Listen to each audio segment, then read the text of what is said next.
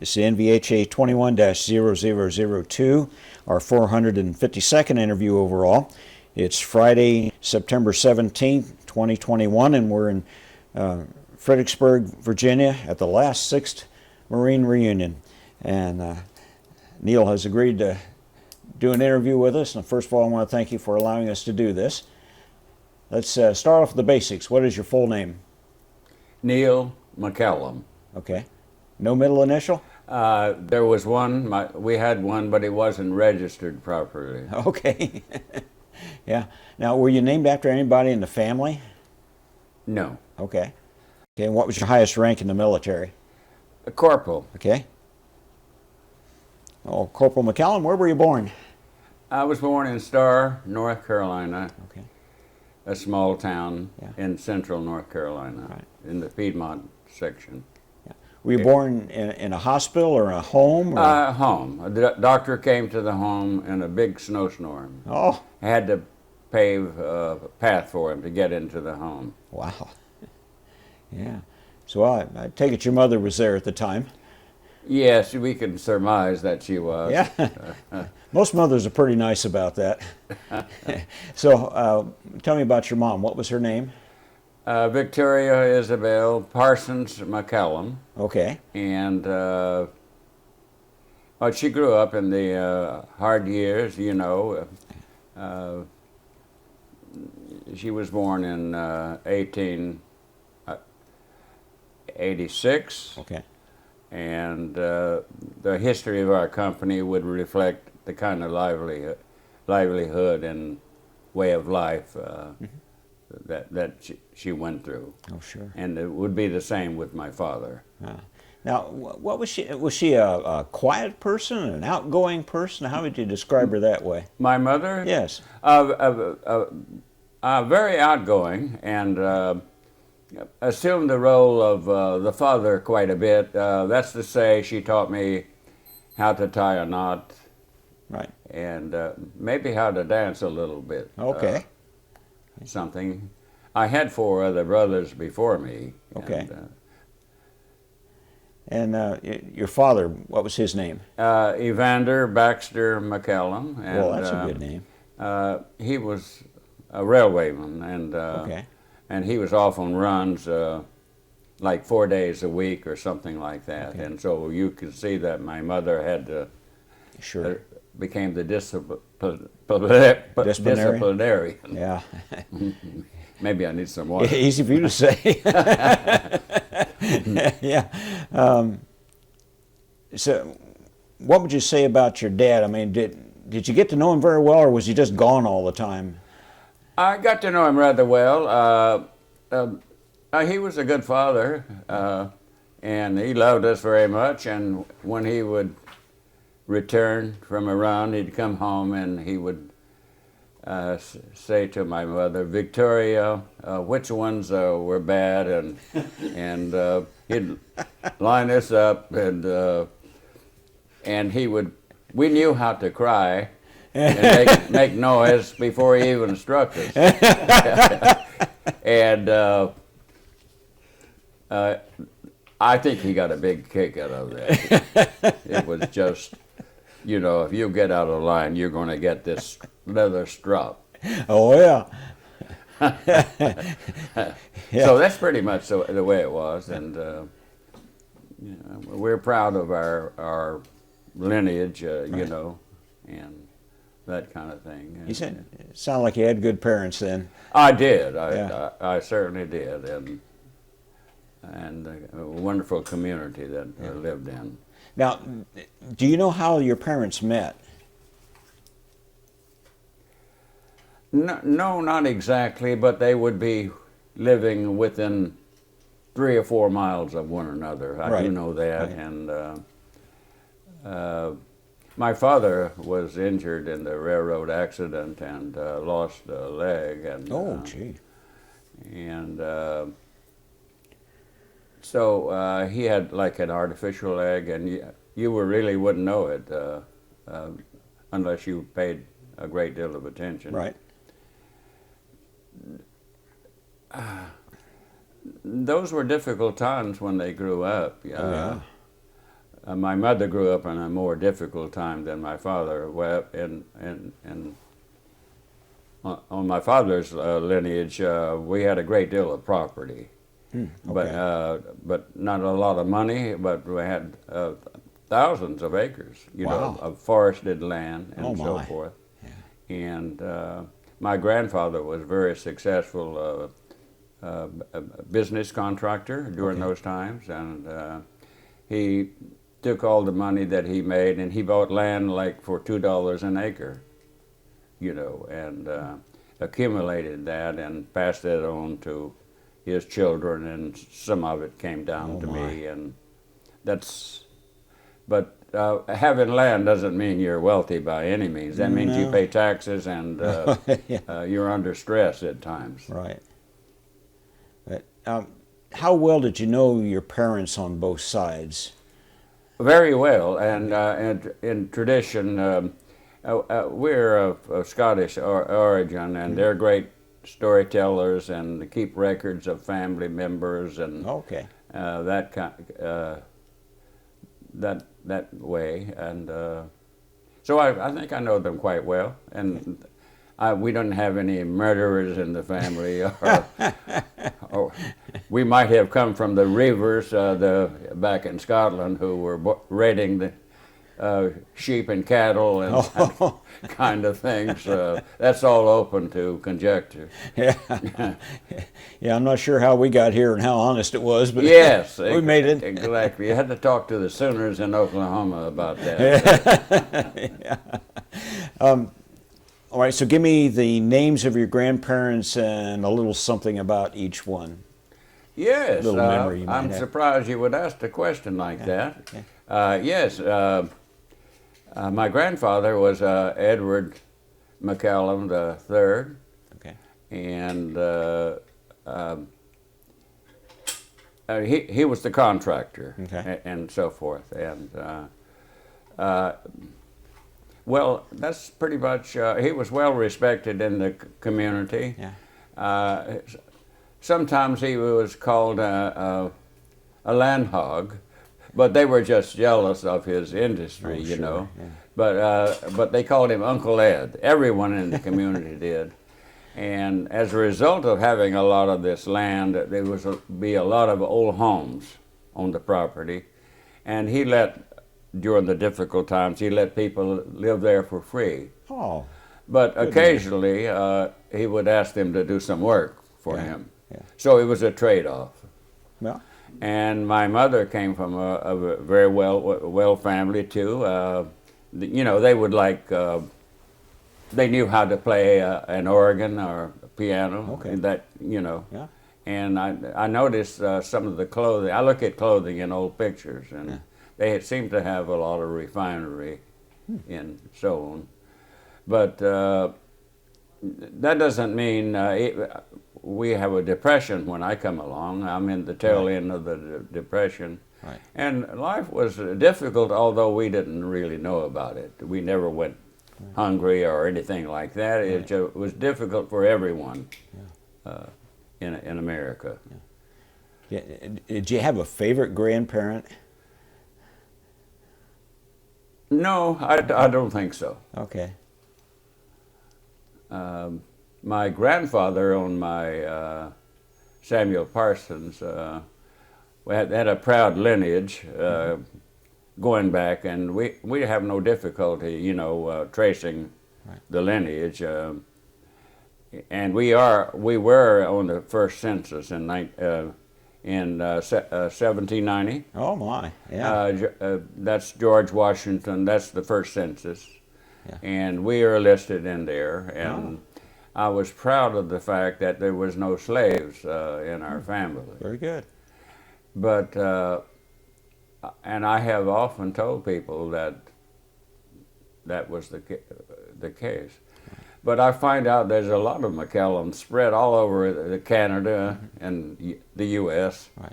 And now I ran across a football player. His name was Napoleon McCallum, a famous football player from the Naval Academy. Son of a gun. And he was of color, you Yeah. know. So unfortunately, not everyone, only 3% of the people in the South were like slave owners. Oh, sure. You know. Right. Yeah. But we've passed all that now. You know, that's all, and we shouldn't be proud of it, but we should not disregard that history. You know, it's a part of our history. You know, but none of that was in our family, in our lineage. Yeah. Did you have any family that was in the Revolution, maybe, or? Yes, yes, on the Parsons side. I was wondering about that. Yes, yes. I can't think of his first name, but he was a provost marshal, and many people during the Revolution, especially Scots, I'm sorry to say, they favored the British, and when it was convenient, they favored the the other side. And so my ancestor there, the one who was the provost marshal, did hang a loyalist Tory, you know, and he's kind of celebrated as a hero, and he has a special tomb beside the road where people come and visit and so forth. He was a great patriot. Right. Yeah. Yes. That's about it. Now, was your father in the military at any time? No. No. Yeah, I was thinking probably he's in that gap where he Well, wouldn't you're have been. thinking of the World War I era. Yeah. Yes. He would not have been eligible to be in the military, having a leg. Okay, so he was already. Yes. How old was he when he lost his leg? Well, I'm not sure of that. I can't recall that up to date, you know. But Okay. I could guess. He was married afterward. Okay. After that happened. So. Married real early. Yeah. Was it after you were born or before? No, before. Before. Okay. Before, yes. Right, so you Before always knew marriage, that way. yes. Yes. What did he do after that? I mean, he worked on the railroad. He lost a leg. Well, yeah, he did work for some time. He knew a lot about steam. Boiler work? Or? Yes, Okay. right, all that. Yes, he did work some after that, and he had quite a bit of means in terms of land, and his land value came up, lumber prices came up, and so forth. Yeah. We were not wealthy by any means, but we had sustenance. Yeah. So we did okay under the circumstances. Okay. Did you struggle much during the Great Depression? Pardon me? Did you struggle much during the Great Depression? Well, everyone was under some kind of struggle, you know, and we had plenty of food. We grew food. We had 2 farms, as a matter of fact, and and grew. We had wheat, 2 or 3 gardens at one time, and we actually lived in town for a while, and my father moved us into a farm to keep us busy. So I know what it is to have a horse, you know. Yeah. I was so happy when we got a tractor. It wasn't the first tractor. Oh, wow, yeah. Yes, but the tractor took over when you didn't have to do any plowing, you know. So mechanization was very beneficial to our welfare. So did you do plowing with a horse? Or? I have, yes, but rode it mostly. Yeah. I like to ride horses bareback. Oh, yeah. Yeah. Now, you mentioned brothers. What are the names of your siblings, and a little something about each one, if you would, please? Yes, I can. The eldest was Josephine, and she was a lovely person, and lived quite long. And she was the nicest of my siblings to me, you know. Okay, right. And she's the oldest, and always gave us presents and sweets and things, and gave us firecrackers, and that would be a big deal in those Oh, boy. days. And, Yeah. Yes, and her husband, he went into World War II. The next came Robert. He was in the first draft, and we say locally because of being a Republican and in a Democrat area, Right. that he was the first one drafted. He was in the first draft, Huh. and for 1 year, the draft was for 1 year only. Okay. And there was a song put out by some songwriter, very popular. It's called "I'll Be Back in a Year, Little Darling." Oh, Uncle Sam has called and I must go. uh-huh. And about on the 10th or 11th month of that 10-year, we had December 7th came. And so That changed things. he stayed in the war, and he was a private for a long time, and the company clerk owed him $10 or something like that, and to pay him off, he said, "If you would like to leave Fort Jackson and go in and be a cadet in the Army Air Corps, I can do that, you know." And Oh, boy. so they sent him to Missouri, and he passed all the exams and everything, but they forgot to give him a colorblind test. Oh, boy. So he didn't go to aviation school, and Yeah. they said, "How would you like to go to tank destroyer school?" So he was a 90-day wonder, Oh, a shave tail. Yeah, and he did quite well in the Army. And, Okay. and he was with the Third Army, Okay. with General Patton. oh yeah. And they worshipped General Patton. He was very fond of him, and he was a decorated Silver Star, and Wow. a lot of medals like that. Yeah, well, of course, he went up through Europe. Yes, But was he in the Battle of the Bulge, or? yes, very much so. Okay. But the Third Army wasn't actually. It was about 2 or 3 weeks after Normandy that Patton Right. was given the go, you know. Right. And of course, they ran fast over Europe, you know. And then when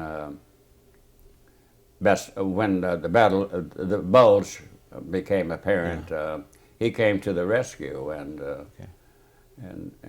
accomplished really a miracle, you know. Yeah. Oh, they did. Yeah. They did. That Yes, was very much so. Yes. pretty brutal from the weather standpoint, if nothing else. Yeah, as well. Yes, What an it's awful a tribute situation. to Patton. You know what he did and how he maintained morale. Right. And Yeah. yes, they were at the time. The British Montgomery was getting all the gasoline and kind of Yeah. crippled him for Patton for a while. But Right. then when the Bulge came up, he said he could do it in 2 days and did. I believe it was 2 days, if Yeah. not 3. As I recall, they went south of Paris and came back up. Yeah, that's correct. Yeah. And they went to Metz. Metz. That's right. Metz. Right. And Metz was a hornet's nest. Yeah. And very difficult. It's not far from the Maginot Line. Okay. And so it's from there where they went towards Bastogne through parts of Luxembourg. Right. That's where he was got the Silver Star. Okay. Do you know why he got the Silver Star? Yes, I do. It was exposing himself with the tanks, directing the tank destroyers. Sure. And they were very successful, and it helped pave the way for the rest of the army, you know, to penetrate through those snowy roads, difficult terrain. Oh, yes. You know, Yes. that's pretty much that. He was very proud of that, and it had a serial number to it. And he insisted that that be put on the foot of his grave, you know. Because so many people they're saying that they got the silver star, this medal or that medal, right. and that upset him very much. People doing things like that, Right. imposters, and so he wanted the serial number put, you know. Huh. Yeah, he was that kind of a That's person. the first time I've heard that. That's interesting. Yes. Yeah, that was good thinking on his part. Yeah. And the next sibling? That would be Frederick. Okay. And he got halfway through college, university. Not the University of North Carolina State. Okay. And he was drafted, but went into the Navy. And he was in the naval air part of the Navy. Oh, okay. He was, I think they called him Brown Shoe Navy.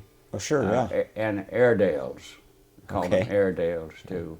And he was an ARM, aviation radioman gunner. Okay. And he was on the plane called the TBF Avenger. Oh, sure. Oh, yeah. Oh, that's the same plane that first President Bush. Yeah. Yeah. And so they were trained mostly for anti-submarine patrol in the Atlantic. Right. And they did hit a submarine and it couldn't submerge, and they did get one of those IGMA machines. Oh, really? You know. And, my. And he was aboard the USS Guadalcanal. Okay. It's a baby flat top.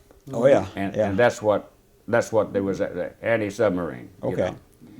And they were all told that if anyone says anything about this, you'll be shot.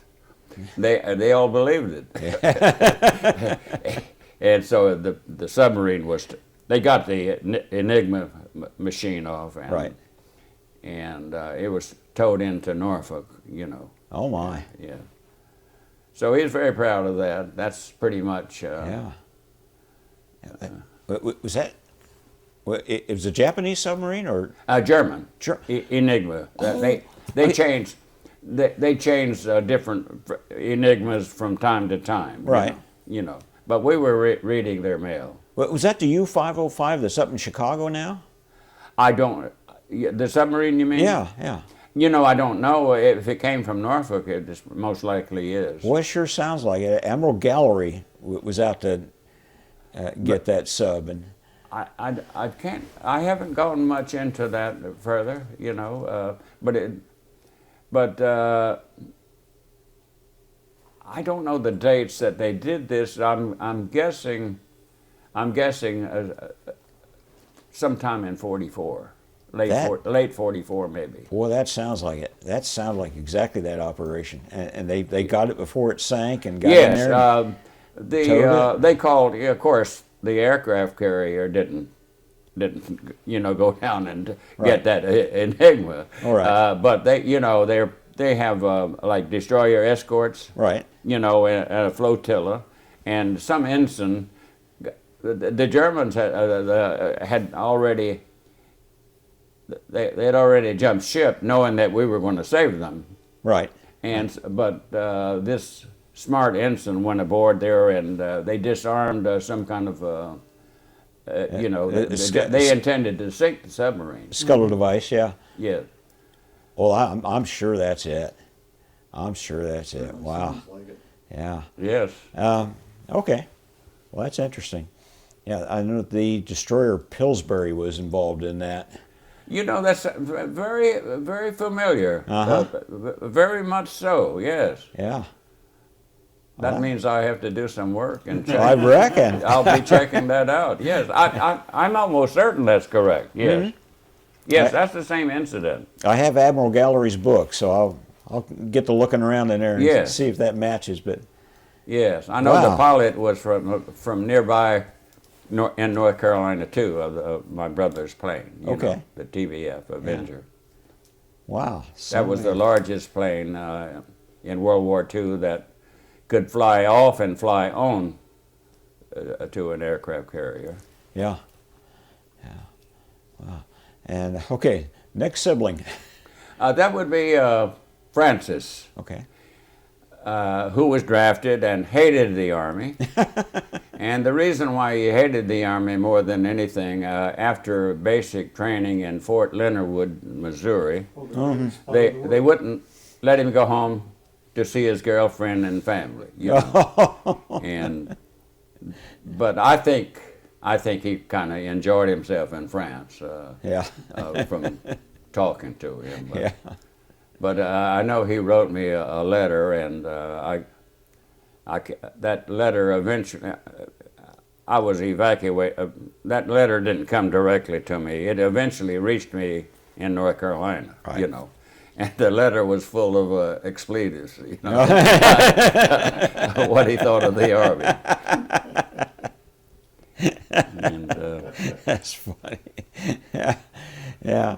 So, what? 4 brothers in the military during World yes, War II? well, yes, we got one more to go. Oh, we got. Okay. Who else we have here? Well, we took care of Francis already. Okay. Okay, the next one would be Swede. Okay. His name was Alan Swede McCallum, and Okay. he's 2 years older than me, and we grew up together and fought together and with one another, Oh, yeah. and so forth. We were very close. Yeah. And he served in Patton's army too. Okay. And I believe he was in the 740th Field Artillery. It's 240. That 740 is subject to being wrong. Okay. But the gun that they had was a 240 millimeter artillery piece. Right. And it's equivalent to a 6-inch gun on a Navy ship, on a light cruiser. That's what they carried, Okay. 6-inch. Okay. And he drove, he was promoted real quick. He had a lot of leadership, and he was a 3-striper right away. Wow. And he drove a tracked vehicle that towed the gun. Okay. And that was very proud of that. He went through all that, and the war is over, Right. and now they're going to be returned to the States. And he had just left Stuttgart, Germany, Right. and on a troop carrier truck, and they had an accident, and he died as a result of Holy that. smokes. Oh, no. Oh, Yes. Go through all that and then. Yes, that's even hard for me now. Oh, But my. they were en route to, like, these camps in France, on the coast of France, were named like Lucky Strike. Oh, sure. Oh, you know about Yeah, oh, those? yeah. Oh, well, that's where Cigarette they were camps. headed for, and they would be put on a luxury liner or something. Yeah. You know, they could take oodles of troops and get them back home, and demobilization. So that's the story of him. He was married at the time, and Oh, my. I'm very, very friendly with his wife. She remarried, and I'm very friendly That's with good. that family. A very lovely person. And, That's good. so that's war, and those things happen. You know. Where were you when you found out about it? Strangely enough, I was home. You made it home. Yes, it was a telephone call. It was Wow. a Western Union message, but they had like a telephone center in town, and they found the message, and then the Western Union part was delivered. Okay. Yeah, I was home on convalescent leave from the hospital. I was in U.S. Naval Hospital Okay. in Portsmouth, Virginia, All right. and I was on what is called a convalescent leave. War related? I mean, Yes. Okay, yeah. Yeah. Yes. Yeah. I was evacuated from the Pacific. okay. Yeah. Well, Yeah. wow. Your poor mother. Yeah. Oh, Yes. gee. Yes. Her knees must have been Oh, raw from well, praying for you boys. Dad too. He took that badly. Yeah. That me too. Yeah. That's even now that, you know, that's but the inevitability of all this, Right. you know, those things happen, and but was well remembered, you know. Oh, sure. He had a lot of combat with Patton. Wow. Whew. Well, you guys gave your part. Pardon me? You gave your part. Well, yes. I didn't Wow. have to go. But, well, we'll get to that in a minute. When you were a boy, did you have any personal heroes, cowboys or baseball players or somebody in the family or the Oh, community? yes, of course. Let's see, I grew up Babe Ruth in baseball. Good choice. Everyone was interested in baseball. Yeah.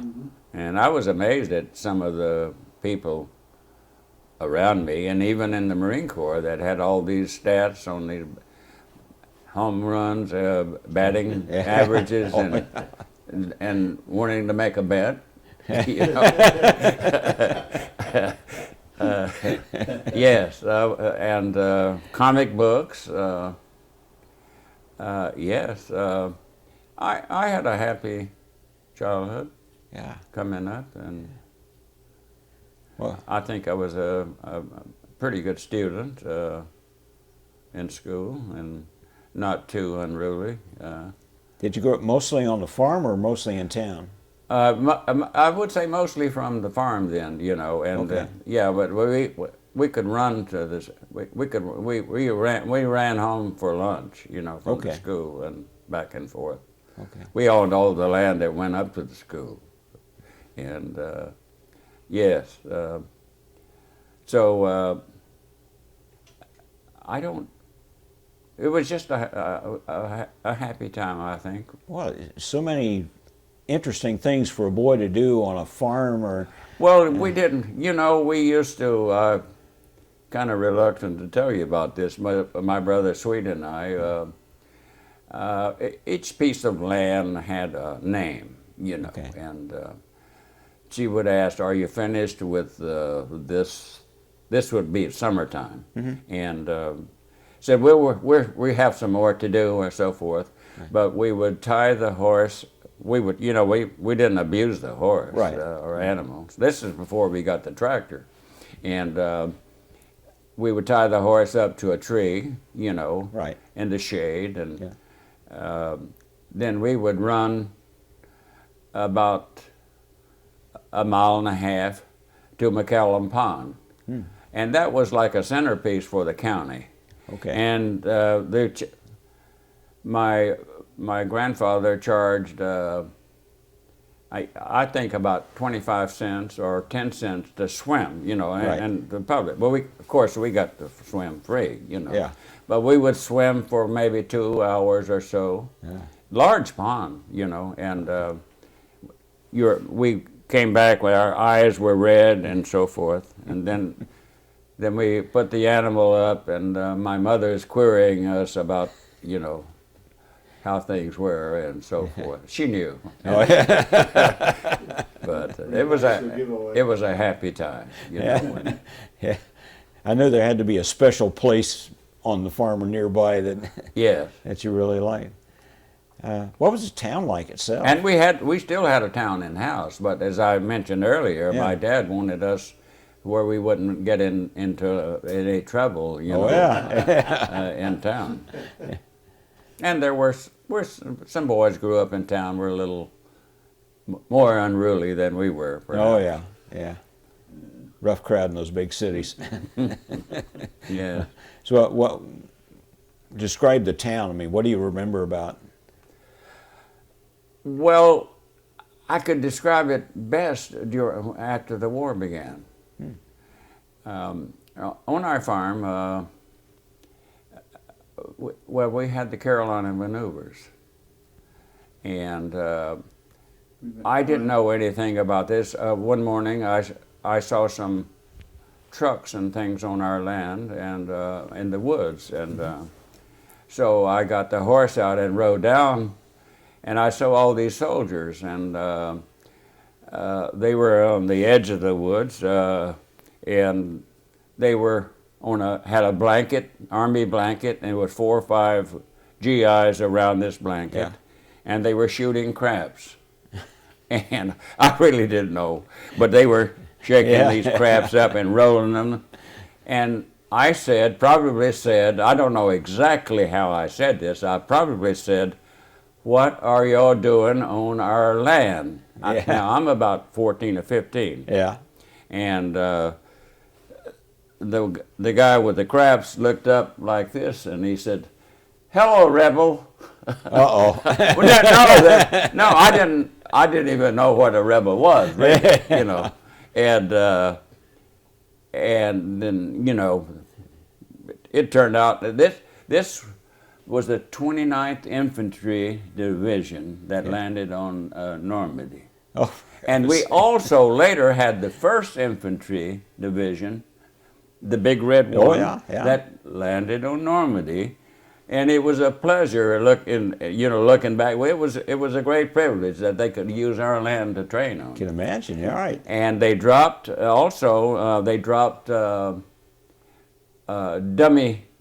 dummies, parachute dummies. Okay. Oh, yeah. All right. Yes. Yeah. So I got one of those, and Oh.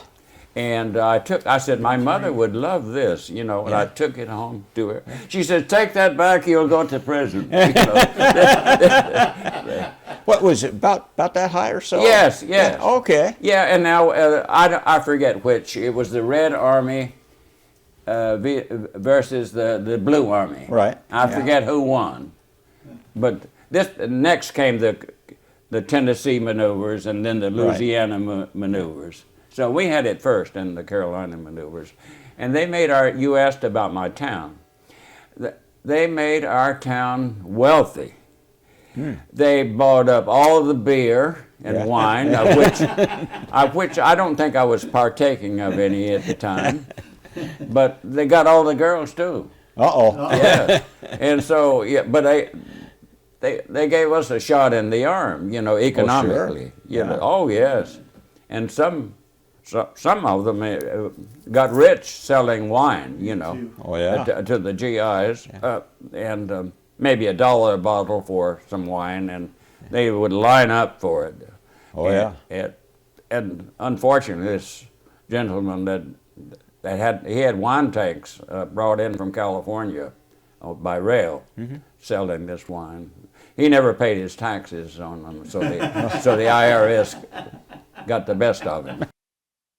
And when last we were talking, we had one Marine on a horse taking out 2 Army divisions and getting the best of them. Now, where'd you go to school? I went to school in 2 towns, but I'm going to say the one that I graduated from, or I didn't graduate from, but they gave me a diploma anyway, was Candor High School, North Carolina. Do you remember any of your teachers? Yes, I remember my 1st grade teacher. Oh, okay. Surely you want to know her name? Oh, just, you know. Oh, that's Miss Ashley. Some of the ones that stood out for you, and some ones you remember. I'm going to say her name would be Martha McKinnon. Okay. And she was a 6th grade teacher. And she was the one that encouraged me that I might have had a little promise, you know, and to, you know, stay with it and so forth. And at that time I was reading a lot of Jack London books and doing book reports and things on that. I would say she would be the one that I was fond of, you know. Always seems to be one that sort of stands Yes, out. That gave you that little boost. And she came and visited my mother, and you know, and encouraged me. You know, when she came, I was embarrassed. You know, I wanted to hide. Yeah. So what were your favorite subjects in school?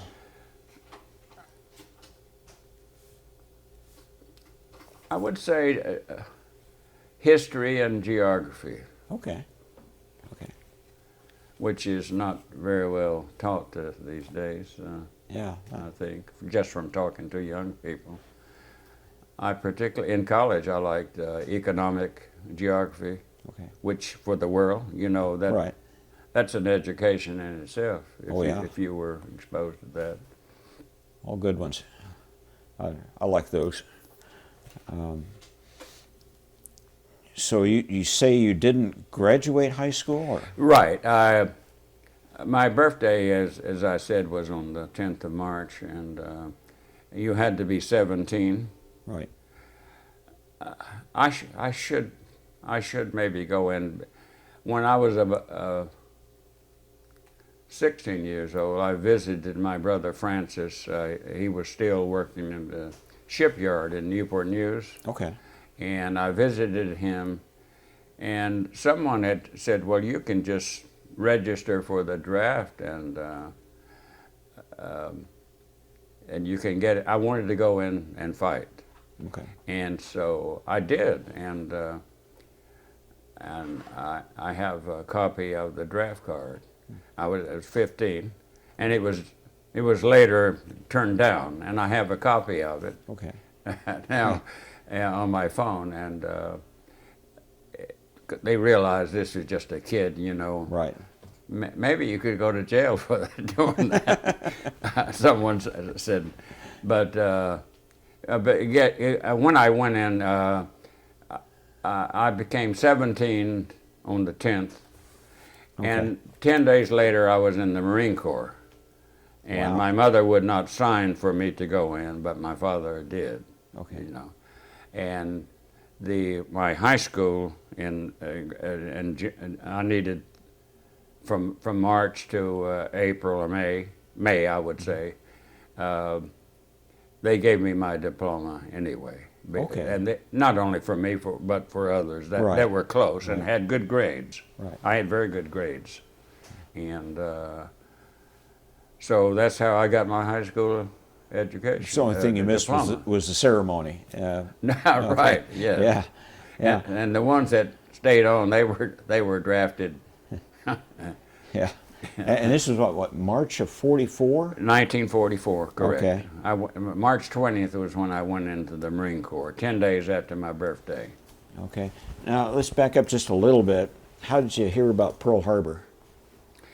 Yes, I remember that very well, although I didn't know what Pearl Harbor was, but I knew about Hawaii. Okay. And I was quail hunting, and not women, but but quail hunting with some friends, and you know, with dogs and stuff, so forth. And when we came in to this person's home, you know, everyone was sitting around the radio and talking about Pearl Harbor. And I had to walk home. It was like 3 miles, and I thought about that all on the way home. You know, trying to make sense of it. You know, Right. put it together. So that's what I was doing, and I believe it was on a Sunday. I'm not sure. Yes. Was it on a Sunday? December 7th. It was a Sunday. Yes, I believe so. Yeah. And so I hunted on Sunday and committed a sin. So that was it. And then, well, in 1941, I was born in 27, so what would I be, 14 years old? Yeah. But we started listening to the radio and patriotic songs and Remember the Marblehead. No, yeah. Don't Forget Pearl Harbor. Yeah. Loose Lips. Sink ships. Yes, well, exposed to all of that. And the patriotic songs, you know, I remember a lot of that, you know. And we saw GIs and sailors and Marines and all this kind of thing. And I wanted to be a part of it, very much so. Yeah. Very, very much so. Yeah. And that's was the impetus, I guess, to going into. Now, at this point, your brothers were already in service? Now, you're talking about 41? No, only Robert would have been in at that time. Okay, Robert. And then Frederick, as he came online next, you know. Okay. Then Francis and Swede, just like that. Swede, and then you. Yes. Okay. All right. In that interim, did you do anything special for the war effort? Collect tin or milkweed or whatever? No, I seem to remember my mother saving grease I guess to make munitions. Right. That and I don't know. I think my mother might have been involved in sewing for patches or something. I'm not sure of that. I know we had some. What do we call that? You couldn't buy tires and. Oh yeah. The ration coupons and. Rationing. Yeah, we had rationing. Yes, for that. Yes. Did you follow along on the movie tone news or something? Yeah. Oh yes. Yeah. That was always in the movies. Yeah. Oh yes. And of course I saw the movie Guadalcanal Diary. Okay. Ooh. All right. And early? Richard, that was made right away. They're going to get a lot of people to join the Marines when you see that. Oh yeah. And of course they incorporated Davy Crockett and everyone else in that movie. I remember that movie very well, and Richard Trajewski was the one that wrote the novel. Yeah, I remember. And he was correct about it being a hellhole and a place of horrific diseases and skin ulcers and all that, which I was to find out later. Yeah. Yes. So I think that was an inducement for me. And plus I had an uncle that had been in the Marine Corps in 1935. And he told me stories, Right. So, and everyone else was in the Navy or Army, Right. So I wanted to be different, I guess. Okay. So it was basically because of your uncle's influence and the fact that you wanted to be in a different branch of the service. Well, I think Guadalcanal Diary was the most. Oh, the Guadalcanal. And having read all those Jack London books. Right. He wrote one book, A Cruise of the Snark, into the Pacific, Right. To Guadalcanal and that area, and how beautiful it was in cruising. That later had an effect, we'll get into that later, Sure. Had an effect on some of my leisure in life, sailing. And so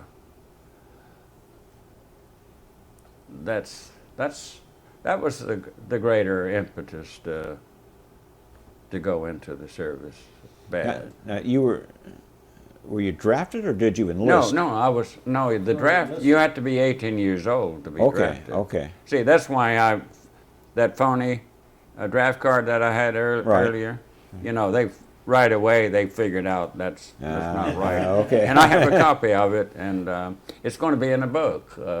I have it on my phone, as a matter of fact. Okay. And so that's that.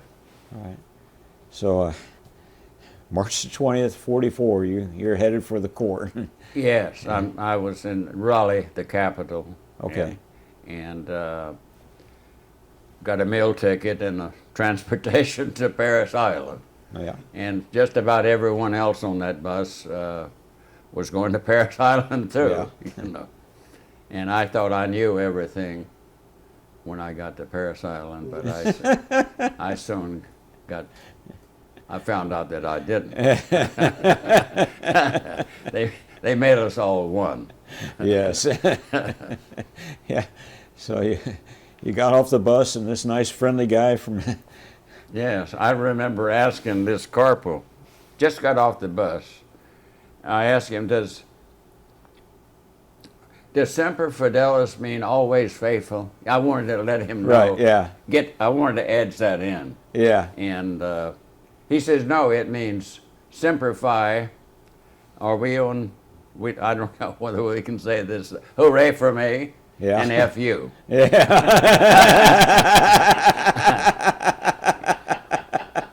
Yeah, he was a corporal, and he had that little swagger stick. And he said, get over there. Get over there. But I think I needed that. Yeah, you weren't a Marine yet. So, was boot camp really difficult for you, or were you? No, not at all. Yeah. And I knew how to shoot, you know. Okay. And so forth. Yeah. Well, they had some techniques that I didn't use, you know, how to hold a weapon and so forth. But it's, you know, but we spent a lot of time on learning how to sight and so forth, and Right. holding the piece correctly and all that. But that came easy, and physically it was no problem because, you know, being a country boy, as Growing you up on were, a farm, yeah. was strong. We could run, Yeah. and, you know, march. I did have blisters. I recall having that, you know, but that's probably the sizing shoes or something. Yeah. That was corrected, but no, I had no problem at all with boot camp. Yeah. Yeah. These days, torture for a kid is doing Yeah. it without his iPhone for I an hour. enjoyed the bayonet training in boot camp. Did you now? Oh, I Okay. really did, and I was good at it. And you can skin up your hands quite badly. Right. But you know, you parry right and parry left, you Yeah. know, with a weapon. Then you come around with a butt stroke. Mm-hmm. Then a vertical butt stroke, you know, Yeah. his head. You know, Yeah. you knocked his head off. It was the head of a Jap, you know. Right.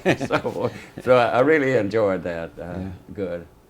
And we had a grenade course, and it was kind of routine, basic training. But marching everywhere. Yes, we knew how to march. Drill, close order drill. Oh, yeah. We knew that down pat. So, at what point did you realize, now I'm a Marine?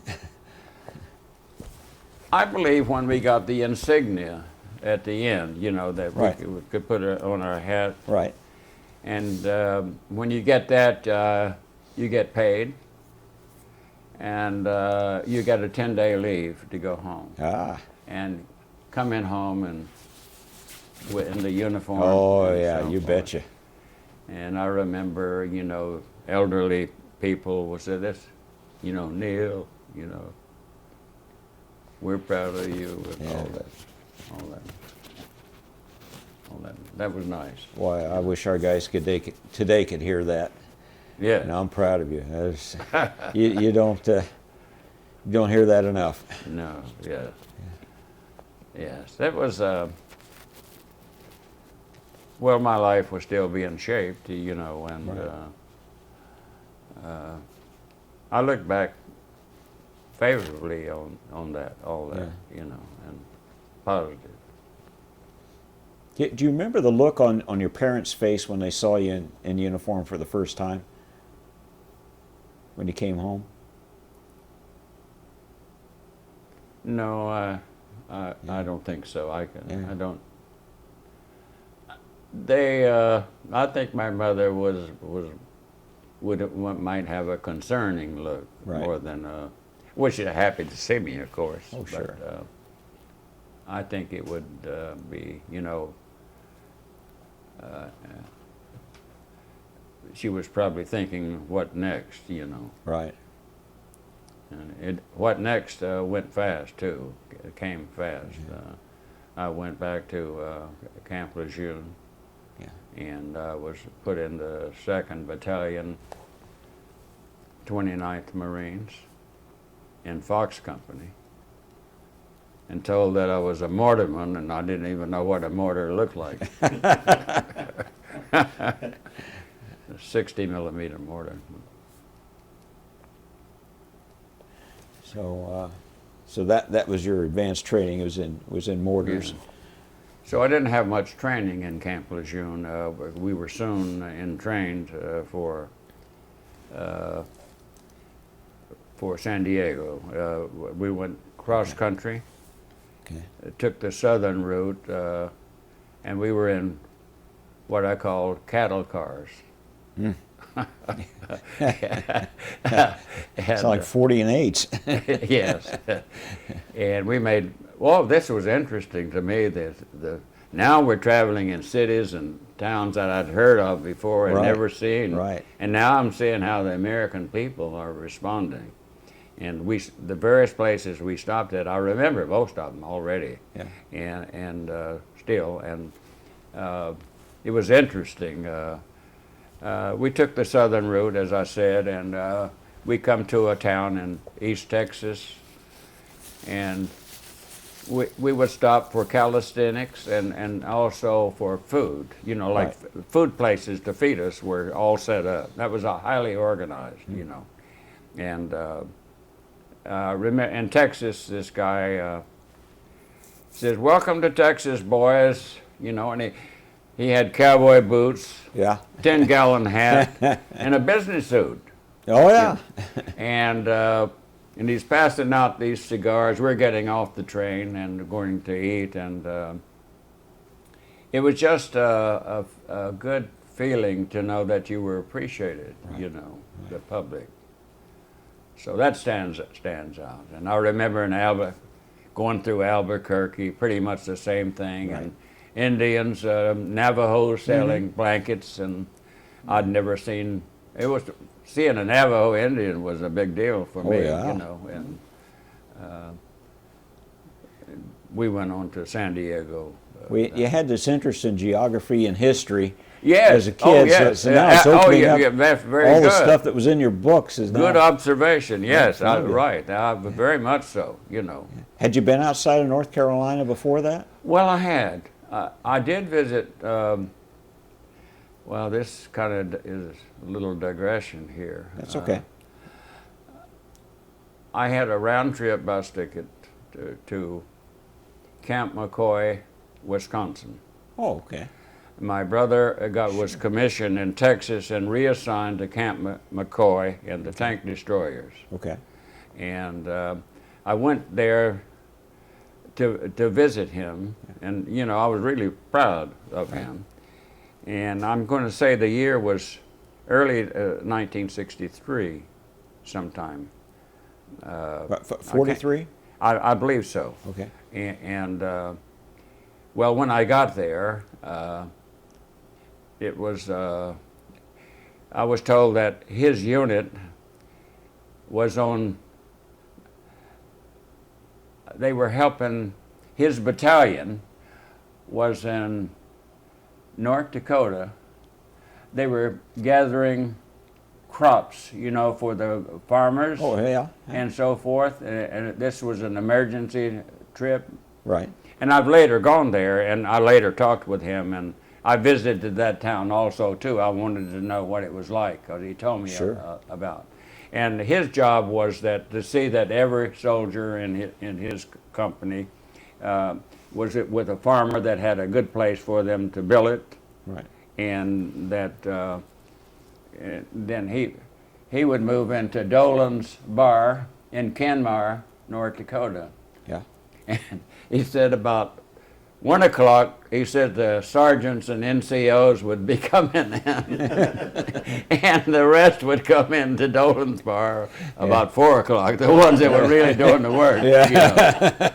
But I thought that was marvelous, that, you know, military, and it created a lot of close bonds, you know. Sure. Sure it would. But now I'm there, I didn't get to see him. So I'm kind of a smart aleck, I guess. So this was a Greyhound ticket, and you could cash the ticket in, the return ticket, and get money for it. So I hitchhiked back. Oh, And I had no problem getting rides. You know, I got a lot of rides. Oh, And yeah. highway patrolman would pick me up and give me a ride. Oh, really? You know? Oh, I remember coming through Iowa with the highway patrolman, complaining about all these farms and pigs.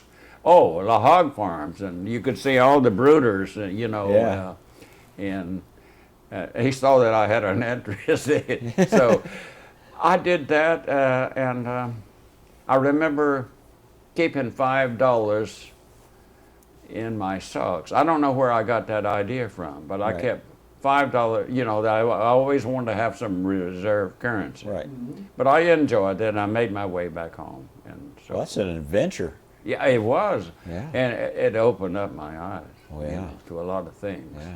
And of course, talking to all the GIs that were on maneuvers around our farm and so forth. Right. They were, where you're from, Minnesota, I'm from Spokane, and you know, and Right. I'd ask him all kinds of questions, and I would even shoot pool with them, you know, and I know that, and we had the cavalry too. I forgot to tell you about the cavalry. The cavalry, they had long trucks for the horses and Right. so forth. Yeah. They had the smartest uniform, you know. They had the cavalry hat and Right. all of that, and they had Leggings. leggings, Yeah. yeah, and oh, they look sharp. And I would shoot pool. I remember shooting pool with him, and we were for a quarter, maybe. Right. And he won, you know, and then he won again. I probably had $1, so forth, Yeah. and then he started letting me win. You know, to get my money back, and maybe some more. You know, I've we didn't have any incidents with GIs. You know, no trouble. They were good for our economy. That's So a I got back rich home. story right there. I mean, just all the things that you went through as a child. You saw things that most kids would Oh never yes, see. and going through the mountains, and I had never been to the mountains in North Carolina, Right. and the Blue Ridge Mountains and all that. I'm hitchhiking, Yeah. and people would pick you up, not like today, you know. Right. There were no thugs on the road then, you know. And GIs were hitchhiking too, you know. And sometimes I would hitchhike with a GI, you know. Okay. And get a ride, rode in trucks and so Yeah. forth, and where you going, sonny, you know, and then stuff like that. Yeah. But I tell you, I was always well dressed. Someone had told me that, you know, I was well dressed when I hitchhiked. Right. You know, I didn't Makes a look like a difference. bum. Right. So that was quite a little experience about that. So you'd seen quite a bit of the world, but the West is so different. Yes, Any- it is, and any other part of the I country. found out they spoke better English than we do. Yeah. So you go to San Diego, and what's the time frame here? Yes. We arrived in San Diego about July, around on or about July 25th. Okay. And we departed San Diego on August the 1st. Okay. That I'm sure of. And we boarded the USS, give me a moment here, Morton, Morton. It was a large Army Transportation Corps ship Okay. All right. run by the Navy. Yeah. Yeah. And we landed on Guadalcanal on August 17th. That I'm sure of. And crowded. There were 2 battalions of us on that ship, so that would be around 2,400 Marines. And we crossed the international date line and the equator and went through all the ceremonies. Oh, did you now? Yes. Okay. Got beat up pretty good, you know, Yeah. on that. We were gollywogs and we became something else. Shellbacks and Yeah, shellback. yeah. Oh, when they were doing me that, the last thing was in the barber's chair, you know, and Yeah. and they put all this foul stuff down your throat, and then they put you in the water, and then you come up and they say, "What are you?" And I said, "Pollywog." Someone whispered into my ear, says, "Shellback." Little naive there. Now, crossing the date line, what was the designation there? I know it's pollywog to shellback crossing the equator. Yes. Crossing the international date line, is there a different designation, or? Yes, yes. The only significance of that is that of a date line. Okay. And the date line doesn't run straight. It to accommodate. It's like saving, probably in Indiana. I don't know if you have Right. daylight saving. savings time. Yeah. Oh, yeah. Well, some states like Arizona don't adhere to all these, you know. We get some central. Well, with the date line, it some accommodates eastern. island people, you know, and Oh, okay. that's why it takes a Zigzag. erratic line. Yeah. Yeah. So, And anything beyond that is also a different longitude day. That's to say, you know, that, well, for example, in Vietnam now, Right. it's exactly 12 hours ahead of us, and so it's going to have a different date. okay. Yeah. My robocall. Oh, that's yours. Okay. Okay. I didn't think it was mine. So you went to Guadalcanal, Yes. and you got there, what, the 17th of August? Yes, and we arrived there sometime that morning early, Right. and it was the most beautiful looking place I've ever seen. Really? And I thought of the Cruise of the Snark of Jack London, the way he sure, described yeah. it. And we stayed on that ship all day until about dark. And then we unloaded, and it was raining.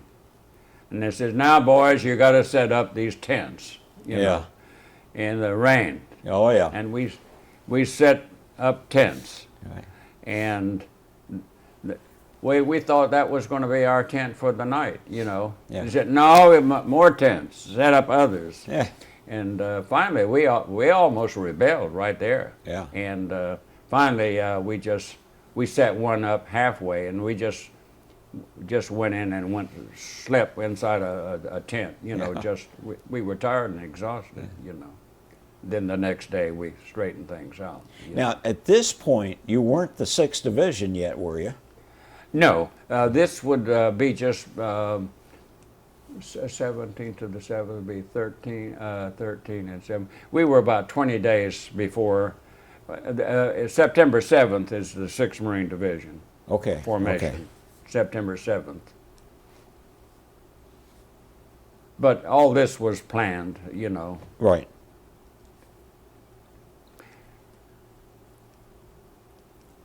And these two battalions formed with the 1st Battalion that came from Saipan. They'd been on Saipan. They became the 1st Battalion. So we Okay. got 1st, 2nd, and 3rd. So this becomes the 29th Regiment. Okay. So you had some mix of combat experience and A lot, new yes. fellows. Our company commander, who we were very fond of, Captain Fowler, was in the 1st Marine Division, 1st Regiment, and very experienced. Yeah. And we had a lot of NCOs that were combat veterans, Right. too, that had either been there all along, and some went to the States and then they're coming back, you know, after being in the States maybe a year or 6 months. Right. A lot of them volunteered to come back, you know. So I don't quite understand that. I don't think I would have. So what'd you do between the time you landed and the time the division was formed? Just set up a lot more tents, or? I would say getting our house in order Okay. and getting sanitation straightened out and work parties. Not so much serious training, Right. but just work details and forming company streets and getting order, you know, Right. getting that in order. In other words, we had to create our own habitat, so to speak. Right. Yeah. And it was announced that you were now going to be part of the 6th Marine Division. Yes, and one of our officers designated the patch, and they had it Yeah. on a big placard where everyone could see it. And Right. we had some pride. We were, you know, even then, you know.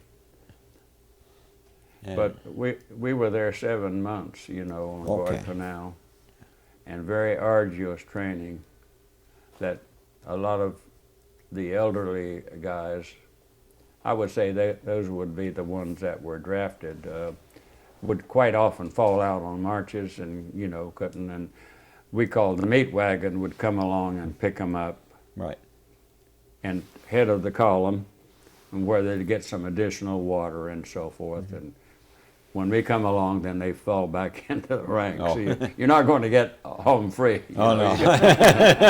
and we'd go 20 miles Yeah. on the march in that tropical condition, and Yeah. it was very hard. It was hard for me at times. I felt like falling out myself, but I wouldn't do that because I was afraid of what others would think of me. You know, or okay. something. So, a lot of determination there. I was still 17 then, you know. Well, I said, yeah. I can't, you know. But it would be like blisters or, you know, things like that. Right.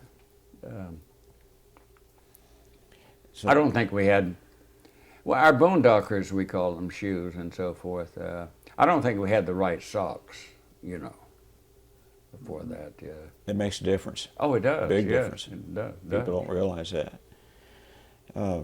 So I'm sure you did combat training while you were there. Yeah, lots, every day. You remember some of the things you did along that line? Oh, yes, just about all of it. We trained for 6 days out of 7. Not always like that, but and we were subject to working unloading ships. And Right. we unloaded a lot of beer and cokes, and all of that was going to the Army to store, you know. We stole a lot. I'm sure you've heard from the others about taking the beer. Yeah. Every Yeah. now and again you drop a crate. It's all true. Yes, it's all true. And I recall we had a lot of people of color that were in. They were in these amphibious vehicles. There's a name for I them. want to say ducks. Ducks, yes. Okay, yeah. Right, yes. Yeah. And they really didn't care about us, you know, Oh, yeah. throwing up stuff off and so forth. But their life was different from ours, not just from being segregated, you know. Right. But quite often they would come down into our company area in a Jeep, you know, and they would have bottles of Four Roses whiskey, Oh, yeah. and they would sell for $50. Holy moly. You know, whatever it could be. Wow. Well, I was not a party to this, but we Yeah. took the whiskey away from them and sent them packing. Oh, And it wasn't just people of color; it was Yeah. also other, you know, enterprise. People were enterprising. You know, and you know the CBs. You know, they sold things. CBs made some bands to hold Right. your watch if you had a watch. right. You know, which I didn't. And Americans are enterprising people. Yeah. Yeah. I guess so. That's a little too enterprising. Yeah. That's price gouging. But we did a lot of live fire, you know, Right. exercises, and tried to create the conditions. We were very very proud, and our battalion always turned out to be the best one in the regiment, you know. Wow. And our company, Fox Company, was the best one, and we won all the contests, you know, Right. for setting up mortars in time, and and we would have contests. You know, we'd have like a cave that we would assault. You know, and then the mortars would fire, the machine guns open up, Yeah. and the guy with the flamethrower, he's running along the side. You know, and we had all that down pat. You know, we did a lot of that. You know, then we'd have live fire too. You know. Right. How did that match up with what you actually saw when you got there? Oh, quite well. Good. Yes, Okay. yes. So the training was paid off. accurate. It paid off, but we didn't always get the result. Initially, at times, we didn't always get the result we wanted. Were you aware of the battle sites for the Battle of Guadalcanal? Yes, well, I was. I would say most of us. We were. I would say we were quite a literate bunch, and we'd read. We knew. You know, you're talking about Henderson Field. Right. Yes, we knew all about that. Yeah. And when we did get a day off, a lot of guys would go, and I've been out too in the jungle, and we would find Jap gun emplacements still there. You know, Wow. the skeleton's still there, the gun's still there. Yeah. And some of our guys took the skulls, and they took them back to the company, and at nighttime, they put a candle in there and lit it, and Captain Fowler, our company commander, came unglued. He says there might be he says there might be a Marine or something. You know, Yeah. get it. Yeah. When he said something, we obeyed. You know, well, that's how much we loved and respected him. Right. So yes, and we took Japanese gas masks. Mm-hmm.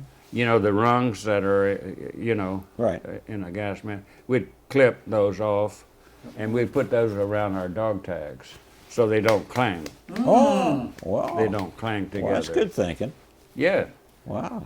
Yes, because they were metal, Yeah. you know, and if you're running, you know, it makes a sound. We have a 7 seconds. Okay. Yeah. I love how a fellow who's actually there adapts to whatever the situation is. They make some little change. Now you're all battle-hardened Marines and ready to go. That is quite true, and we wanted to get away from Guadalcanal. Yeah. That, as Richard Trajewski said, that F island. Yeah. You know, Yeah. and with all its tropical diseases, skin ulcers, malaria, Ativan tablets to take to prevent malaria, a lot of minor illnesses. For example, I don't know if any of the other guys had told you that after showers, we would come by the corpsman's tent, senior corpsman's tent, and he would say, "Bend over," Yeah. and he would pant you with purple methylate, all of your derriere, you know, and your scrotum and so forth. And we looked like animals in the zoo, you know. But that's the way it was. Yeah. Yeah. Brother. So from Guadalcanal, I take it you got on board ship again, and you got on board ship again, and they took you somewhere. Where did they take you? Yes, we boarded the George Clymer, Okay. APA 27. And we departed there on 15 March 1945. I know where you were headed. Yes, we were headed for Ulithi in the Caroline Islands. Okay. And that was a big naval anchorage there. Amazing how many ships were there. I'll bet. And you know about Mogmog. They've told you about the little island of Mogmog. I wonder what version you got, but the version that I'm giving you is that we offloaded there, and to be succinct about everything, we got drunk with hot beer. Yeah.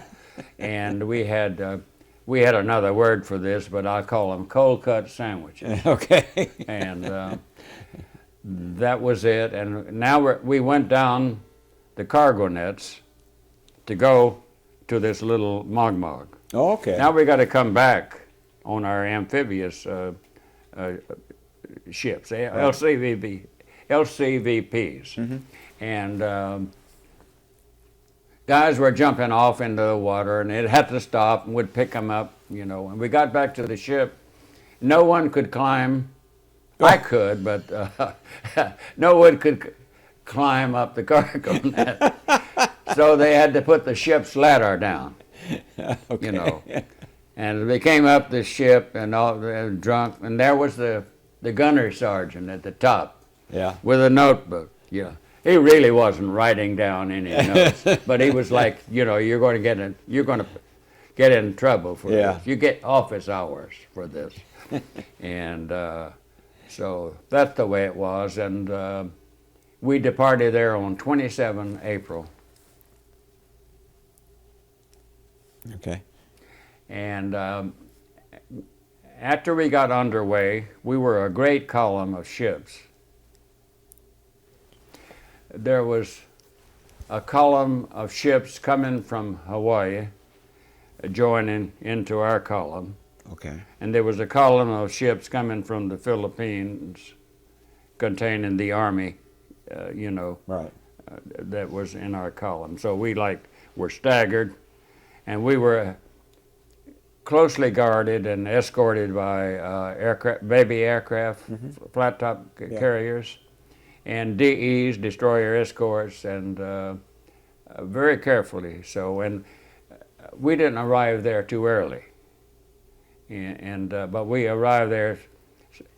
I'm not sure of the time, but during the night of, I would say the early morning hours, say 1 o'clock or 2 o'clock on Easter Sunday, April 1st. Okay. In other words, we didn't loiter in the anchorage. Yeah. Yeah. I had a question about Mogmog. Did you see the Franklin? Yes, I did. Yes, yes, very much so. We all saw that, and I'm sure everyone you interviewed would tell you that how damaged it was, and we said that we were told that it was damaged off the Okinawa. Japan. No. Oh, Japan. Japan. Oh. No. I'm That's just right. trying to think of the province that it was off.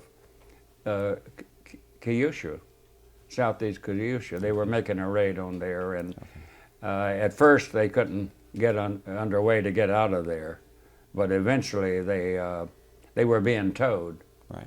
And then eventually they got up power and made their way to Ulithi, and it stayed there for a while. After we left, it went back to Brooklyn on its own power. Amazing. Yeah.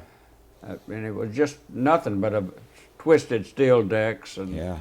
so forth. A lot of casualties, and a lot of on aircraft carriers. They have a lot of people who are their extremities are burnt from a high octane aviation fuel. Oh, yeah. Yeah, the ears and their eyes. I came back to the States with a group of them from the Oh. Bunker Hill Oh, my. that received my. the same treatment. Yes. So that explains how they have a lot of casualties, but not as many KIAs as you would think. You know. Yeah, we interviewed someone who was on Franklin. Oh, did you? Yes. Yeah, he was down in the mess hall when they got bombed, and Yeah. he had Yeah. quite a story. The bomb went through the deck into the hangar deck, and they were Yeah. all refueling the Yeah. planes and stuff. So it was just a Yeah. wall of fire. As down you there. know, our decks were you know, the wooden spruce. I think spruce Yeah.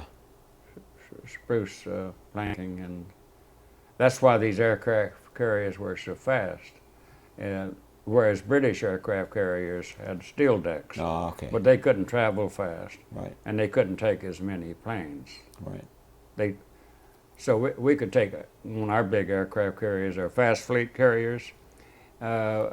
We could take twice the amount that they could, Okay, I wasn't aware of that. and go fast. Oh. So later, when the British fleet joined at Okinawa, well, they actually joined at Iwo. And that was the first time after the sinking of the Prince of Wales Oh, yes. and the Repulse, you know. That would be back in early 1942. Yeah, that was a shock. And there was no good reason for them to be sunk in the first place. Right. An American admiral by the name of Hart had told the British admiral there that you should not go without air cover, Right. but they did anyway. And well, I think we can look back and see where some of our commanders were not too bright, or as in the case of that admiral's name was Tom Phillips, and they called him Tom Thumb, and they wanted to get him out of the British Admiralty. And Churchill thought a lot of them, but they, in all fairness, they did have an aircraft carrier, but it ran aground in Jamaica, and it had to go for repairs in Norfolk. Yeah. And so the Repulse and the Prince of Wales continued on, and they just sacrificed all those guys. And this Admiral Hart told them, we Right. advise you not to do that, Right. you know. Wow. But there are many cases like that in the war, which I call strategic mistakes, because when you lose two capital ships like that, that's involves a lot. Valuable assets. Indianapolis is another example. Yeah, true. No escort? Yes. Oh, And the war is almost over with. And, right. Yeah. Yeah, there was no call for that. So it's about 1 o'clock in the morning on April 1st, and you're... Yes, I'm Okay. assuming that 1 Yeah. o'clock is the time. Okay. It has to be close to that. So it wasn't a matter of you kind of went to Okinawa and formed up and did everything. You were ready to go once you got Yes. there. But, well, prior to us arriving there, we had 7 Marines that landed with the underwater UDT teams. All right. And this was the first time the Marines had ever done this. And their job was at 300 feet. While the UD team was engaged in the water activities Right. on the shore, the Navy was firing on Okinawa. Okay. And so they had safety. Right. And but the Marine part, the Navy, they were blowing up obstacles. Right. Underwater obstacles, but the Marines they had I believe they were slate boards, and they were to make like a bas relief of what the beach would look like at 300 yards. Ah. Because once you're on the beach, you know, you're looking up. You don't know where to send troops, you know, to Right. the right, to the left, you know. But if you're looking at it at 300 yards, this would give a battalion commander, he could make a decision, you know, he knew what it would look like there. Right. And we also did this at 1,500 yards for the regimental commander. Okay. And then I think at 3,000 for the division commander. And these reliefs, they were hurried back to destroyers, Right. and they went back towards us, you know, coming up in the convoy. And, well, they first took it to, we had 2 command ships. On these command ships, besides having communications for all the world, you could communicate all over the world with these command ships. They could produce maps. They could do anything like that, and so they made proper reliefs Okay. of this, and this was harried to us by destroyer again, Right. and so we saw what we were facing. But with all this happening and so forth, we the 29th Marines Regiment, we were in reserve for the 10th Army, entire 10th Army. We were the reserve. Okay. And of course, that we didn't land, you know, first. The 4th Marines and the 22nd Marines, regiments in our division, Right. landed first. you know. Okay. And then they landed at around 8:30, and by 10:30, they said, "My God, we land everybody," you know. Okay. And so that's we came late. Were you getting any kind of word of how easy the landings were Yes. before you actually left the ship? Yes, yes. Okay. Yes, we were, yes. Okay. That was good. Oh yeah. Yes. It'd take a load off your mind. Yes, yes. We were still worried a little bit why, you know. Right. Yeah. Yeah, it was so unnatural. It just, Yes. Where's the enemy? Yeah, correct. Well, we know this afterward, that it was to kill as many of us as possible, and so that we would write home to our mothers and fathers, and they would put pressure on the senators and representatives and ask the Right. president to, you know, to like make concessions, and so we wouldn't occupy Japan. Right. That was the Japanese viewpoint. Okay. That was their reason, and that's quite accurate. And so Churchill and Roosevelt had long ago, no negotiated Unconditional surrender. Yeah. Right. Yes. Right. Yeah. So. So we landed about 10:30 or so. Have any trouble getting down the cargo net and into the landing craft? No trouble nothing unusual Yeah. about that. We'd done that many times Yeah. Just before. this thing's bobbing up and down, away from the yes. ship and toward the ship. Yeah, That'd be kind of unnerving to do it. yeah. But yeah, so you get on, you're headed toward the shore, and you just didn't see anything. And did move you? out quick, move out fast. Yes. And we moved inland, and then of course nightfall came, and during that night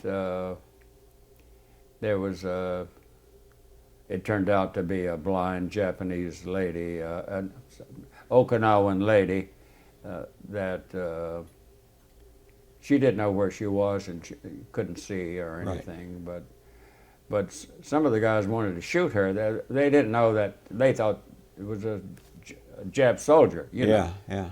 But a friend of mine from Springfield, Missouri, in the mortars, we're the ones that took the initiative and just grabbed her, you know. And then we turned her over to like the battalion. This is at nighttime. It's kind of, we were nervous all about that, you know. Sure. The troops were, you know. Where were you? Where were you? I'm picturing. I'm going to have to, this would be an estimation. I'm going to say that, well, let's see, 2,000 yards is a nautical mile. Okay. More or less. That's what the Navy uses. Okay. And so I'm going to say that we were a mile inland Okay. from there, behind the 4th and 22nd, who were up near Yontan Airfield. Okay. The 4th actually reached the field first. And so we spent the night like that. Okay. And I heard that there was a Japanese pilot who landed. Yes, I didn't see that, but I saw the plane afterwards, and we all talking about that. Yeah. That was big news. Did you hear about that? Did you? Yes, that would be the 4th Marine. Okay. That did that. Yeah. Well, that was a mistake. It just didn't get the word. Yes. Oh, 10%, we always said. There's always 10% that don't get the word. Surprise. So next day, did you go on across the island, or did they go? Yes, we continued on across. We went on Yontan, where the 4th had been previous, and they had advanced on, and then we didn't have the General Buckner had not given us the well, he hadn't given General Geiger, who was head of the 3rd Amphibious Force, he hadn't given us permission, to go north, but we knew that was our mission. Okay. But so we were kind of like, we sat in situ, I guess you call it, for a while. Right. And finally, on the 3rd of April, we got to go north, and we really moved out fast. Yeah. But all during this time, we became observers of all the kamikaze planes that were coming over. And on the 6th and 7th of April, it was, they called them floating chrysanthemums. Yeah. And this would be like 150 planes or 300 planes at times, different groups, Right. And this was like the 4th of July at night, and all the flak and stuff was falling like on us. No one got hurt that I recall, but Wow. it was something to see. And as you know, on the 6th of April, that the Japanese, the Yamamoto, I guess it's called, Uh-huh. and they were on a one-way mission, to blow up the anchorage, all the supply ships and personnel and so forth. And this floating chrysanthemum was done in conjunction at the time that they were supposed to meet and destroy us. So that's very memorable to me. Had a fellow at church who was on the receiving end of that. He was in that anchorage and saw the kamikazes coming in at him. Oh, yes. We saw, for example, I remember they were saying it was the battleship New York that got hit in the superstructure, and we saw ships being hit, And I remember seeing destroyers making loud sounds, and they would they set up fog or smoke, trying to hide the fleet, so forth. And I'm not sure now whether I saw the Comfort get hit or not, but I do remember seeing the lights on it, and you could see the Red Cross. Sometimes this information that I have, I kind of think that I saw it, but actually I probably got it from a book or something, or a picture, looking at a picture. So I'm not quite sure of that, but I know that the Comfort was hit, and that it did have its lights on. Wow. Yeah, we saw all of that, and we went up to the north,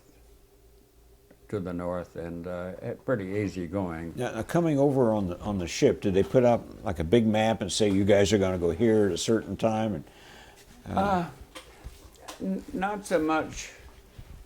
First of all, we didn't know how to pronounce Okinawa. We were calling it Okinawa. Oh, okay. They showed us the relief map, but I think to the Marines like myself, this is not putting us down by any ways, Right, yeah. But that didn't mean too much to us. Right. We trusted our leaders to know all that, and senior NCOs, but that was for us to see, So I just wonder how much the average Marine, would know versus what the officers would know. Well, yeah, I think they knew. We just saw the geographical features, Okay. of it. I would say that. Okay, so you saw that and it was much of all explained to us, Okay. Good, Yeah. Yeah. Frank Mack But said he but would the call guy me. he was saying this is Okinawa. I remember. Yeah. That Frank stayed Mack with said me for quite a while, and someone corrected me. Yeah, Frank Mack was calling it okay and away. We're going to okay and away. Yeah. So you got the orders to move north, and was there any kind of resistance in the north? There had to have been some. Yes. There again, that became the 4th Marines, the sector they were in. They had some difficulties, and there were a lot of guerrilla, the Japanese guerrilla activities were Right. left behind, and they created a big nuisance for the 4th Marine Regiment Okay. and so on. Could we have a little break? Yeah. Sure. I won't be long. That's fine. Cool. What did you personally see as you were going north? I saw quite a few Okinawan civilians going back and forth like they were lost, you know. I know how we advanced to the north, but as my personal observations, I saw that how depraved the Okinawan civilians were, you know, and looked unhealthy and Right. scrawny and like that, you know, impoverished looking. Right. I would say pretty much.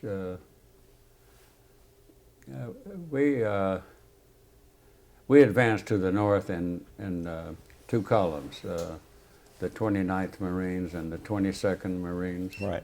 side by side. Okay. And we stuck pretty much to the road, but we had fire teams out to the side of us. That would be like 4 Marines.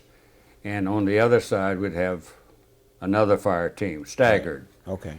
And we were always stayed 5 paces apart, you know.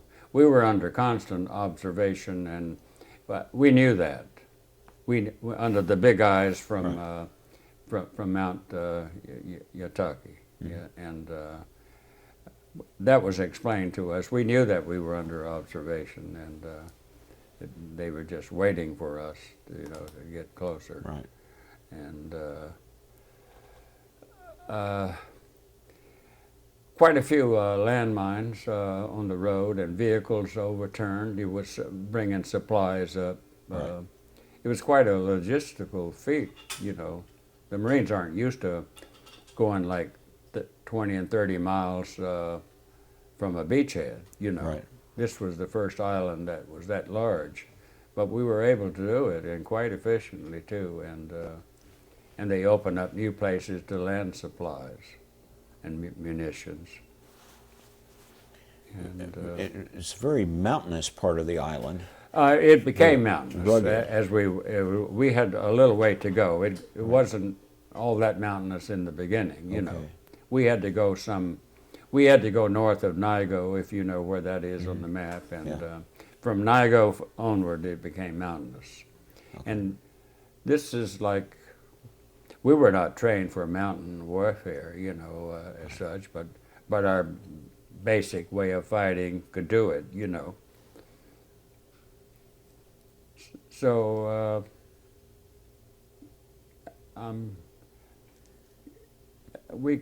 the first incident that became involved, we saw a Japanese soldier running into a house, hut, and we heard screaming from inside, women screaming. Mm-hmm. This was a Jap's shoulder. He was running, and he had a pack on his back and so forth. And we sent a fire team. That's why we had them anyway, you know, Right. in to go in and flush out that house. And as they came out, he ran out the other end of the house. And our Fox company we were at the tail end of Fox company, so we were right there. My mortar platoon was right there when he came out, so we shot him, you know, there. And the fire team went over and said that he was a Japanese officer. I guess he was seeking refuge from the women, and the women were Okinawan women, no doubt, and they knew that was trouble for them, you know. That's why there were all the shrieking and. Yeah. So that's the first, my first encounter with the Jap. I hadn't seen one earlier, not at all. But they were there and hiding, and as I said, they gave the Fourth Regiment quite a headache, you know. Yeah. Guerrilla type fighting. They were attacking from behind. So they would kind of stay under cover until you got forward of them. Yes. And then they pop out and start shooting. No, that at you. happened. That didn't happen to us, but that happened to the 4th Marine Regiment. Yes. Okay. Quite a bit, and quite a few injuries. Yeah. Wow. So you finally got to the northern part of the island. Yes, and a lot of confusion. General Shepard later told us, I wasn't present, but he told us at one of these meetings that we have like now, and he said the battalions we were attacking in battalion force, and we had all these battalions going one way, and then they would, the terrain was so difficult, you know, that Right. we kind of like lost our sense of bearing, Okay. you know. But that could become critical when it comes to laying down naval gunfire and Sure. so Oh, forth. yeah. But fortunately, none of that happened. But we got up in some, I'm going to call them foothill mountains, smaller mountains, close to Mount Yutaki, and we were strafed by one of our own planes, and Ooh. I'm sure you've heard about this one Oh. before. It was an F-4U Corsair, and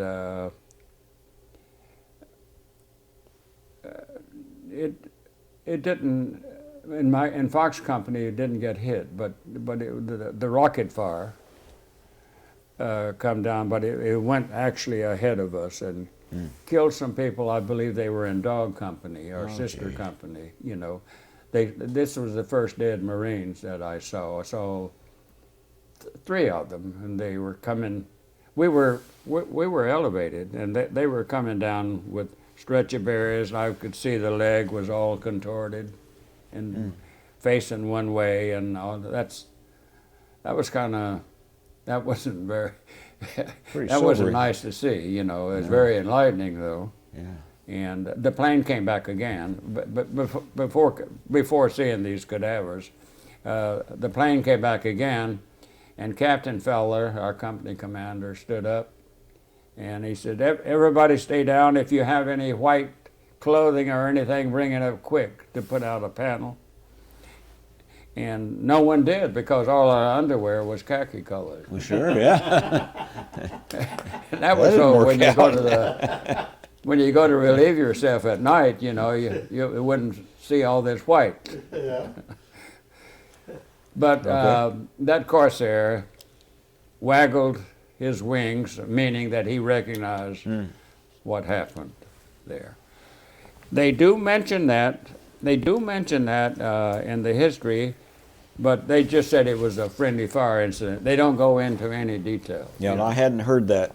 Oh, you haven't? I hadn't really heard that Yes, story. Yeah. but it's but it is mentioned that there was there was some unfriendly. See, they don't go into the details of it, Oh, yeah. and probably for good reason. I don't think the pilot would like to be identified. Oh no, no, I mean, he and didn't it may not intentionally have do been it. his fault. You know, we may not have. Some other company might have put out a panel behind us or something. You know, but these things happen a lot, and of course, I'm sure you know about Clapson Sands Okay. and Europe. You know, Oh yeah, what a disaster. These friendly fire things and big mistakes, egregious mistakes yeah. made. And so I can't give any acclaim to some of these generals in charge with decision-making authority, you know. Right. For example, I think one of the best naval officers in Europe was a British general, you know, a British admiral, but I can't think of his name now. But he was the one responsible for the coverage of the S-boats, German boats, to protect that landing exercise. And an American admiral by the name of Admiral Moon went to him and said, we're concerned about Cherbourg, about the S-boats there. Right. And he said, the British admiral said, you Americans, you want everything. He just said, I'm not going to change it. But there were other goof-ups too. But I'm just trying to illustrate. This was British Admiral Ramsay, by the way, who I have a lot of respect for. Oh, sure, yeah. But a lot of respect for it. But he made a mistake. And some of his lesser command ships made a mistake for coverage in that, Yeah. But so I have no admiration for those people that were in charge in that regard. And even Ike, General Eisenhower, in his autobiography, he didn't mention that at all. And how many died? 700? Seems to me it was about that. Yes. About that number. I don't know the exact number. A lot, but a lot of incidents like that, that are almost criminal negligence, you would think. Robert E. Lee, Pickett's charge. Yes. I mean, this great general made one of the worst blunders imaginable. And his greatest ability was reading the terrain. Yeah. Yeah. Yes, it's quite true. Wow. Speaking of the terrain, I mean, most of the walking as you got closer to the north, was it on flat roads or was it just hilly, rough terrain? Flat roads, and then it got into Piedmont. And then from Piedmont, we got into mountain. Okay. Yes. And I don't think much credit is given to the Navy, but the USS Tennessee and the USS Colorado did a lot in killing Japs on Mount Yataki. Okay. And but we, especially the 4th Marines again, they killed a lot of Japs too, and we did too.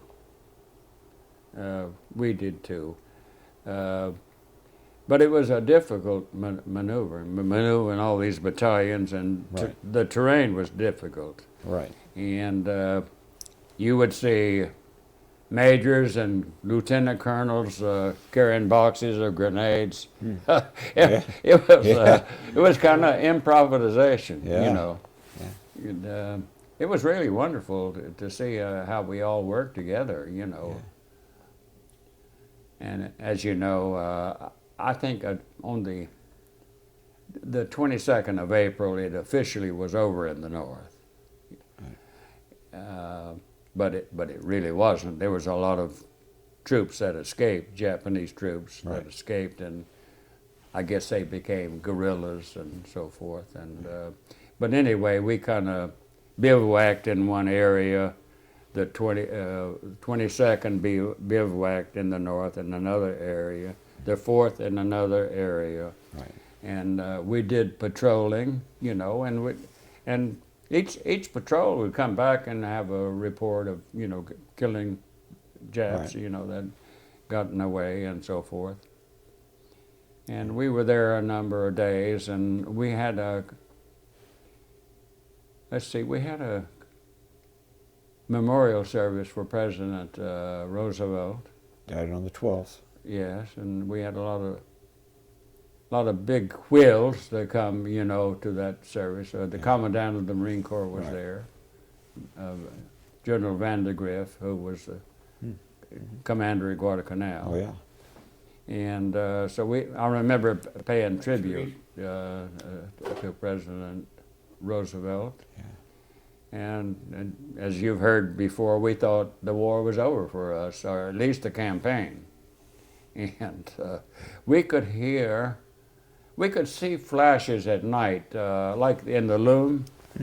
We could see artillery flashes and so forth. And sometimes we could hear, depending on how sound travels, we could hear some boom, Right. noises. And well, when we landed, the Army landed on April 1st. They landed the 96th Division. It turned right and went south. Mm-hmm. And it landed the 7th Division. It turned right, but went to the other side of the island and went south. And I think this is correct too, what I'm telling you, from our perspective anyway. This was to be an all Army show in the South. That's where all the prizes were. Right. The airfields, the Oh, major airfields. You've probably heard this before, but and so General, we knew about General Buckner. We knew about him being in the Aleutians, and that he landed his troops on one island. The Japs had been gone like 2 or 3 weeks, Yeah. But we had poor intelligence.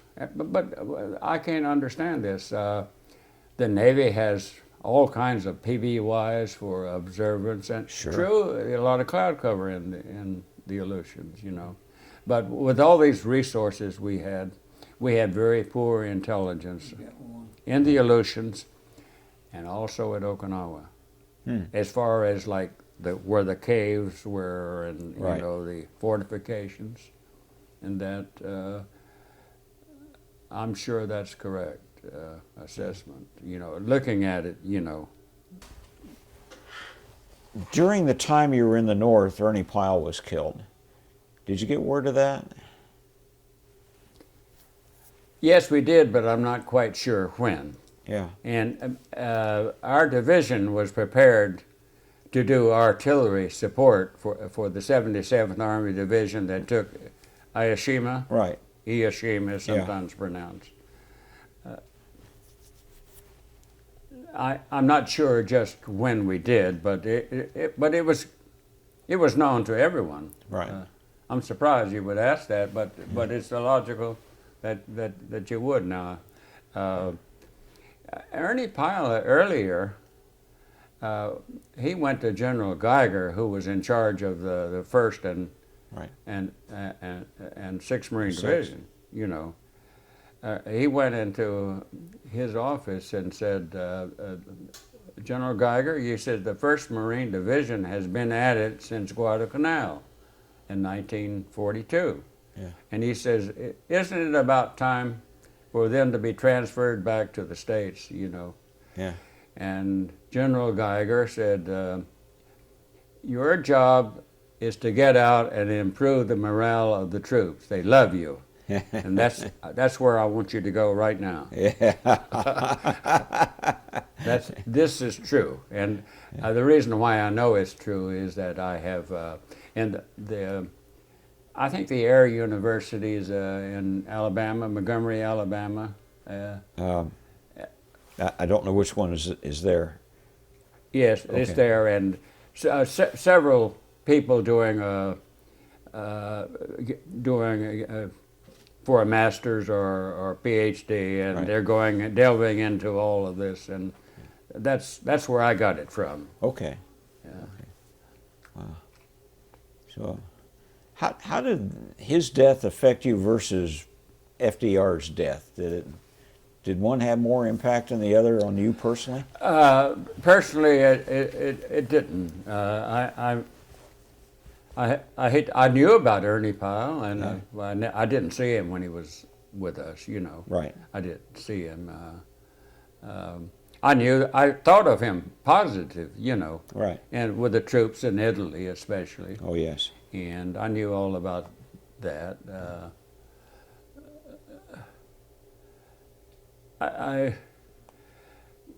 We probably heard about this and maybe even made up some stories how he died or something. Yeah. It wasn't later until I learned exactly how he did die, Yeah. And I just thought of it as a great loss. I don't think I was affected in the same way as FDR. FDR, I would have been a Republican if I was old enough to vote. Right. But my family has been Republican since Abraham Lincoln. That's not very comfortable in the South all during this time. That's why my brother Robert, the oldest one, got drafted first. Oh yeah, yeah. That's true. FDR was well loved. He was the best wartime president we've ever had. Oh yeah. No doubt about He that. did that part right. Yeah. And so. Well, he's basically the only president you knew Yes. at that time. Yes, that's quite true too. And he did a lot, especially for the South, putting a lot of troops in the South and improving the economy. Like I said, the little town of Candor got rich. Oh yeah. The TVA. Oh yeah. Yeah, he did a lot of things that was declared illegal too, which was changed afterwards. You know, he's got, like all great leaders, he's got negatives, and that includes Churchill too. A lot of negatives. Oh yeah. But great people. Yeah. So at some point you headed south Yes, to replace was 27th you replaced? 27th New York National Guard Division. Yeah. Yes. It's most unfortunate that we had to go because we thought our role was over with, and this was demoralizing, really.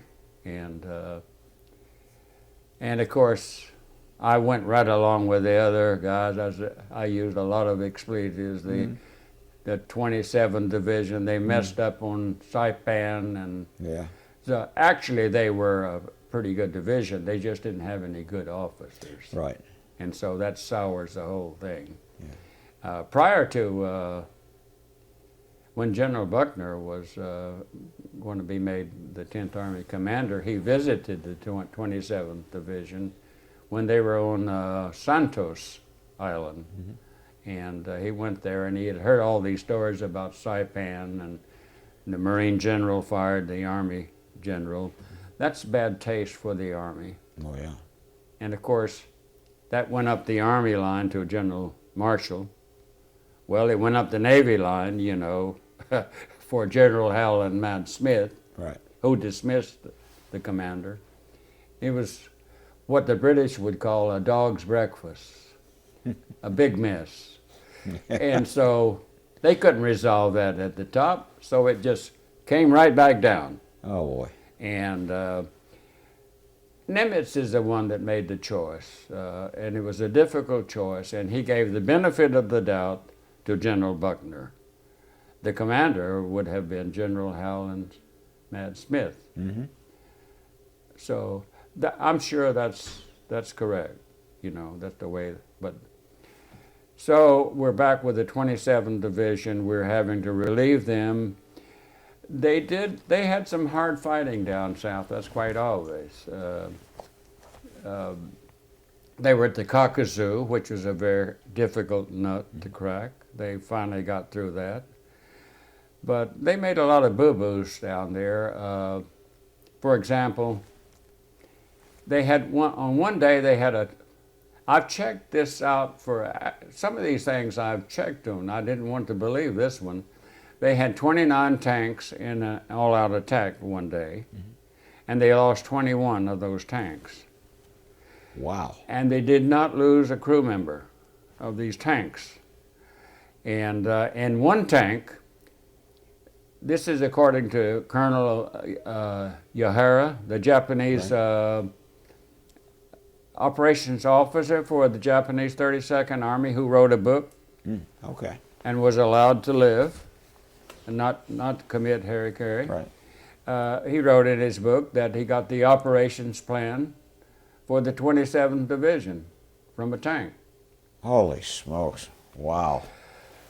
So they were having a bad time of it, and so now we have, at first we had 2 Army divisions down south.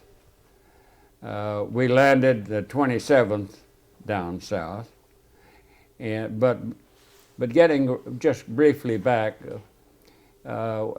when Buckner interviewed and reviewed the troops on Santos. He says, "I'm not happy with this. I want to talk to some of the junior officers and enlisted men." Mm-hmm. And now they'd been overseas quite a long time. Right. And every one of them wanted to go back to the States on furlough, and they wanted promotions, higher. You know, they'd been there and no promotions. You Right. know, I just put that in there as that probably was legitimate Right. cause. You know, complaint. But in spite of all that, Buckner still ordered them in ahead of the 2nd Marine Division, which was there for the taking, and the 1st Marine Division was there for the taking. Right. He didn't want to use Marines in the South. That's why I said earlier he wanted an all-Army show in the South, and the Marines are getting all the glory for taking all these islands. Yeah. These things happen. And long story short, the 1st Marine Division replaced the 27th Army Division.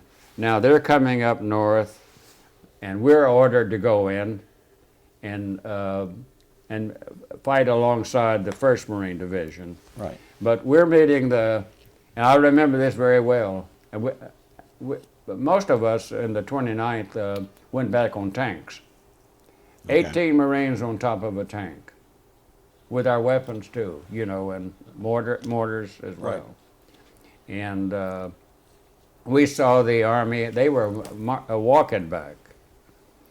And we were catcalling, you know, Mm-hmm. and they would say, "You'll be sorry," you know. Yeah. And we called them we howled like dogs. Oh, yeah. Yeah. Dog faces and stuff. A few slurs, but there was no physical activity taking place, you know, that. But we felt kind of down. We felt downhearted, down about that, you know. We're having to do their work. Yeah. Is the way we looked at it. And we came online about May 8th or 9th, alongside the 1st Marine Division. And our lines went all the way to the East China Sea. Right. And we began to drive south with the 22nd Marines. They were very, very experienced organization. And every day the situation got worse, but we pressed on. And they drove, actually the 22nd Marines drove south and first encountered Sugarloaf Triangle Right. first on the 12th, May 12th. And their commander was Lieutenant Colonel Horatio Woodhouse. And he was made in charge.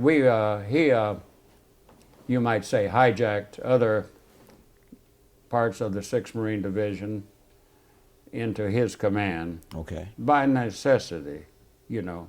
That was quite common. Right. And they made several attacks on Sugarloaf. He's the one that gave the name Sugarloaf. And that's the way it appeared to him. Oh, okay. But first I have to tell you that he's the younger first cousin of General Shepard, the division commander. Oh, really? I didn't know whether I you didn't knew know that. It's Yeah. true. Huh. They were both VMI people. He was much younger. Okay. You'll find that Lemuel C. Shepard, Yeah. and you'll find his name is Horatio C. Woodhouse, and the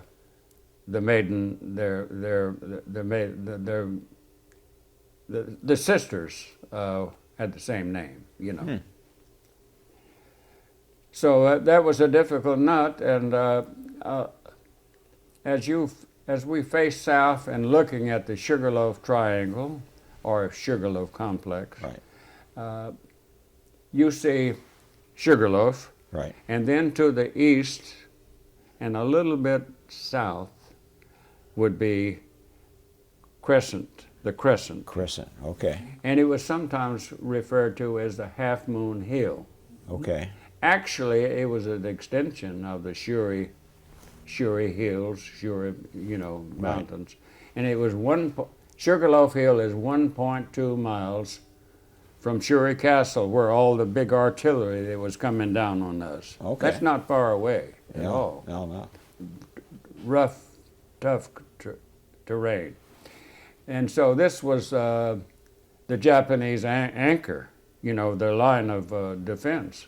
Once they lost that, we could come around and envelop Right. and push them out. End the war quick, the battle quick.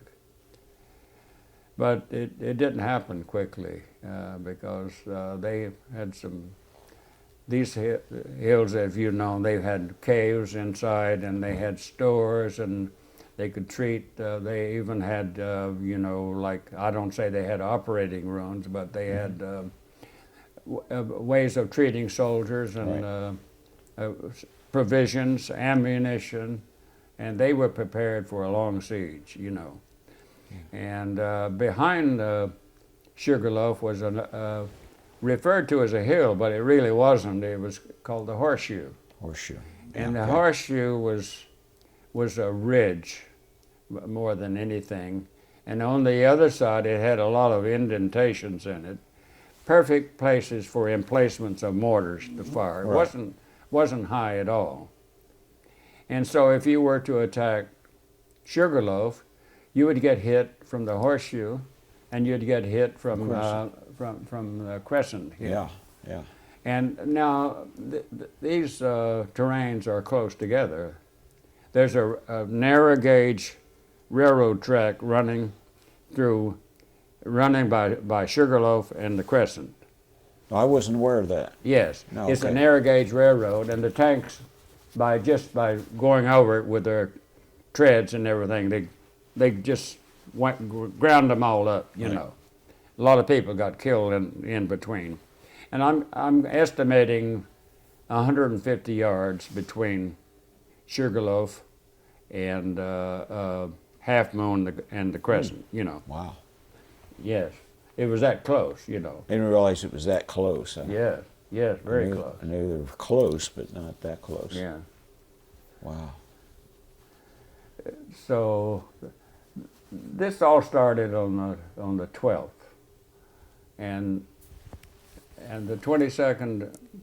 It was George Company of the 22nd, 2nd Battalion. They were thrown off the hill. They were pushed off the hill. Yeah.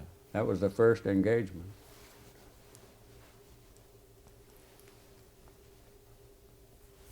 Yeah. I could go on date by date. This was on the 12th, but I was not involved in it. I was back in reserve, the 29th, along with the 4th. Right. And so the elements of the 29th were brought up to help the 22nd, and we lost some people that we were very dear to us. We lost from Dog Company, our sister company. We lost. We called him Irish George Murphy, and he got killed on Sugarloaf. His platoon was like relieving two companies. That's how desperate. And Colonel Woodhouse said, "Hold it at all costs. Do it all." Yeah. Well, that's easy You to run say. out of ammunition. We're coming down anyway. You got no ammo. Yeah. Coming down anyway. Yeah. And George Murphy, he was a Notre Dame All-American. Right, yeah. And everyone in America knew him. We were all sport-minded. So that was a sad day. And on the 13th, more of the same. Going on to the 14th and the 15th. On the 15th, it'd come our time to come rolling up. Okay. And we were located at Machinado Airfield. that was our staging area. Okay. And the Japanese artillery, they had big eyes, and they could see over the whole island. And they obviously saw a bunch of Fox Company officers discussing us moving up, you know. Ah, yeah. And an artillery shell landed there, and it took my mortar officer, it stripped an arm off, you know. Gee.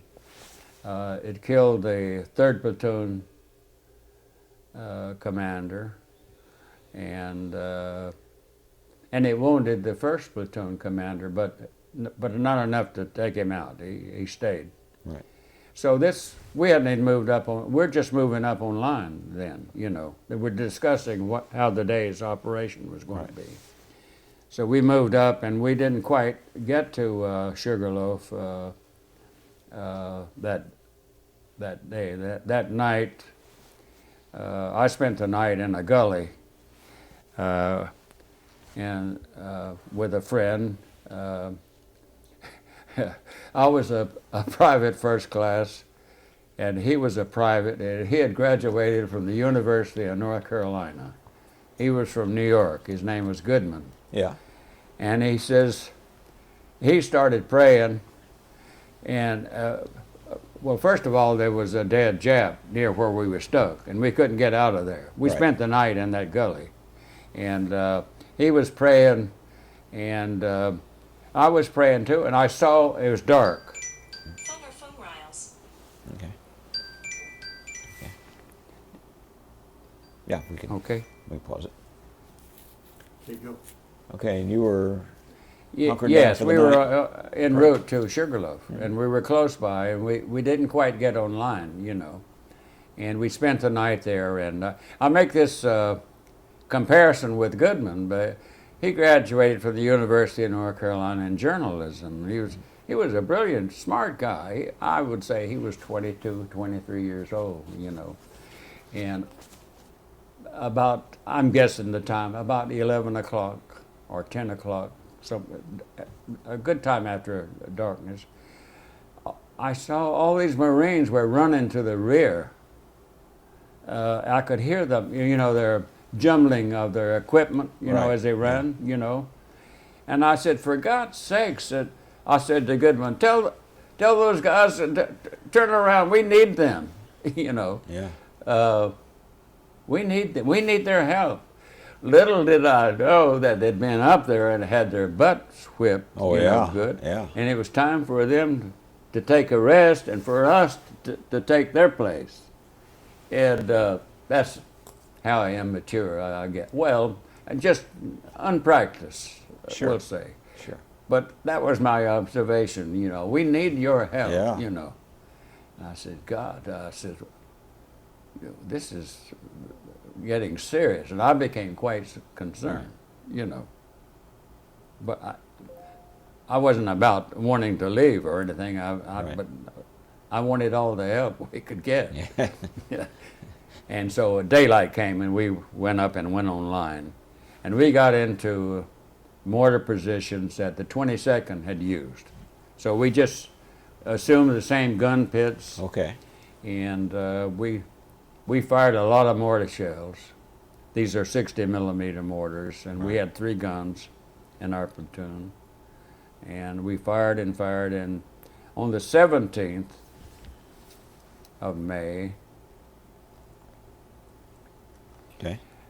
we were running low on ammunition, and we had no communication.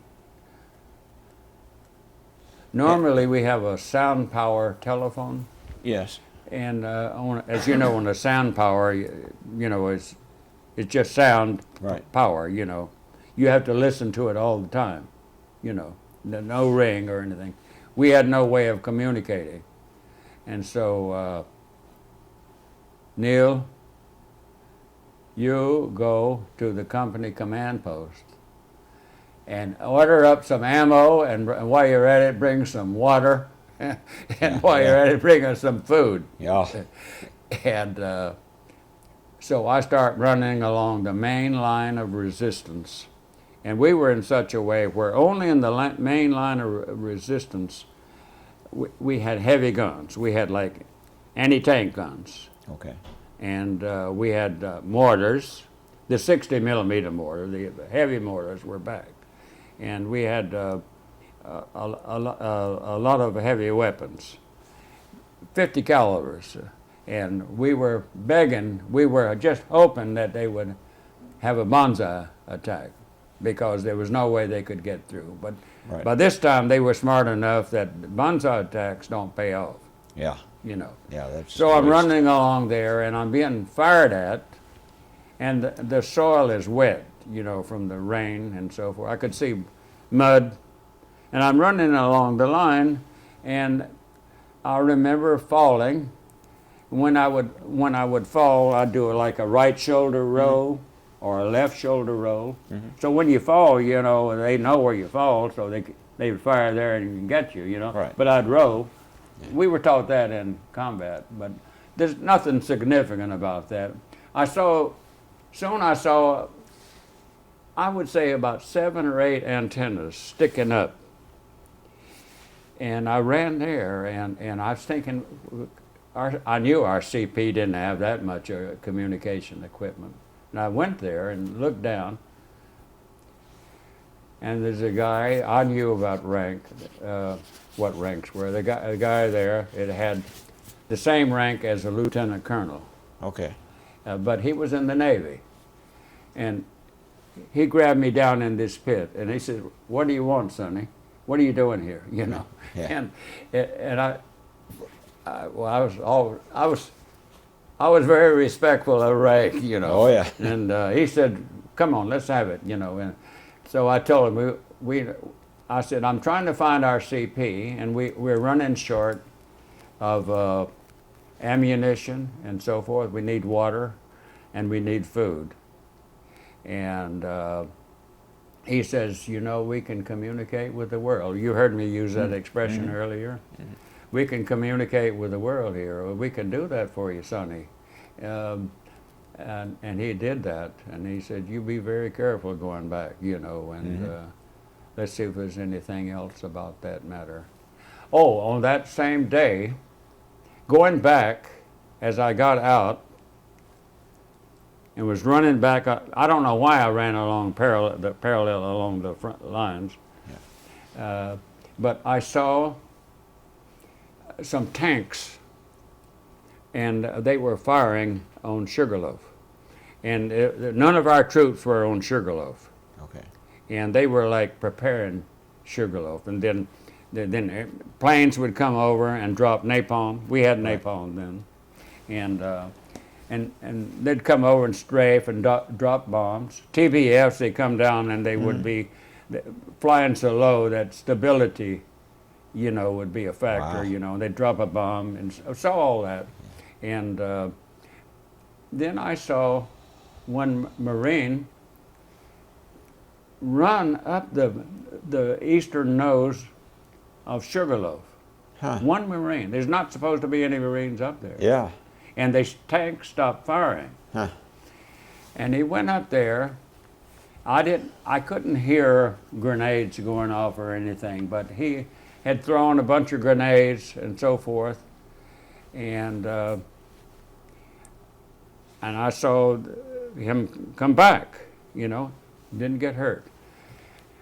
Until about 3 months ago, while I was reading the historical division of the Marine Corps, I was reading in there, and it gave this same incident.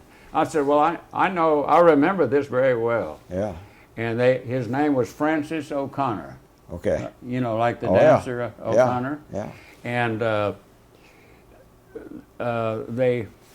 they turned him over to the psychiatrist. His company commander found out about this and turned him over to the psychiatrist. And the psychiatrist said, "We just give him a couple of days off and send him back to duty." and the reason he gave for that, he says that they had been on Sugarloaf earlier, and he Yeah. said he lost a lot of buddies up there, and that's why I did that. I was pissed off. Oh, brother. So that I didn't know the end of that story Yeah. until reading the historical division work, you know. So that was that. That's Wow. the 17th. Just that adrenaline rush from Yeah. being so angry and yeah. Yeah. Wow. Now, on the afternoon of the 17th,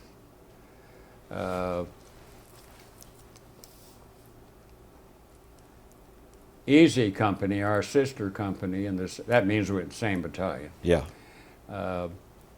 invested Sugarloaf from the eastern nose 3 different times. And they were ran off 2 times.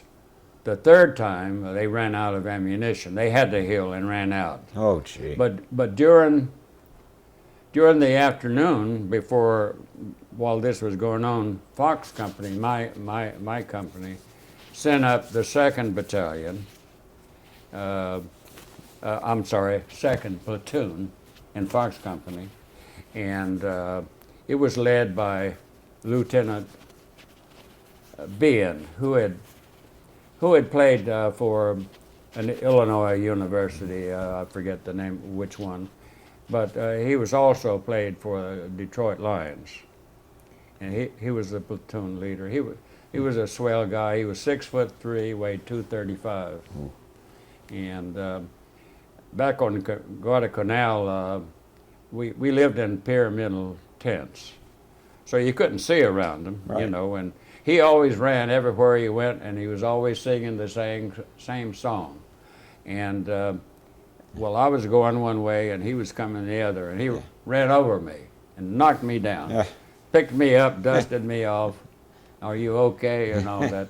I used to give him the sharpest salute. He was really great guy. Yeah. Well, that afternoon, he took his platoon up, you know, with Easy Company. And he had 1 squad, as a matter of fact, from Easy Company with him. So he took like 37, 38 Marines in his platoon and went up on the 1st Division was up, I'm sorry, the Easy Company went up on the eastern nose. Right. Now we're going up near the western nose. Okay. I'm not a party to this. We're in mortars watching this, and we're doing the firing ahead of them, and then we stop, you know, as they move up the hill. Yeah. Well, a long story short, they got their butts beat, and Lieutenant Ben got killed, and he was the first one to get killed. Wow. And he had already been wounded earlier, you know, from that explosion I told you when they were having a meeting. Yeah. He was bleeding still bleeding from the mouth, and he was using his handkerchief, you know. I'm getting all this from his runner, Yeah. who I know very well, and who just recently died. And he could have been evacuated. He did not, but he was a friend of George Murphy, you know, that Oh, sure. I spoke of earlier. Yeah. And he was pissed off about that. And so I kind of think Lieutenant Ben was a little bit reckless the way that he advanced the hill. He could have done it in a more tactful way, you know. But I'm going to say about only 22 Marines came back. Ooh, jeez. Wow. They were in desperate. It was a grenade fight more than anything, Yeah. on both sides, Japanese and Marines. Right. And so I was on a grenade. There's always work parties in the Marines, and I was to carry a box of grenades. I carried the box of grenades, pretty heavy, and Sure. you got 2 rope handles, you know, and full of grenades, and I took that to the base of Sugarloaf, where the 2nd Platoon had gone up, Right. and they're coming down now, and they all said, "Well, it's hell up there," and said, "Lieutenant Ben is dead," you know, and named a lot of guys that some of them lived just across the tent from me, you know, Oh, gee. not coming Yeah. back. A lot of close friends and so forth. So that was a bad day for us. And we'll end the 17th and go to the 18th.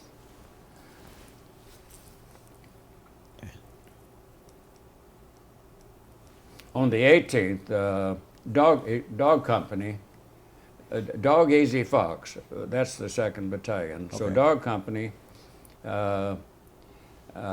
attacks and takes Sugarloaf for the last time. Hmm.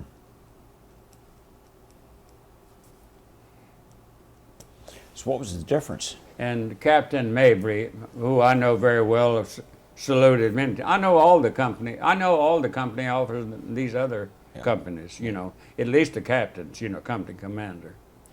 And Captain Mabry, and now my former commander was Captain Fowler.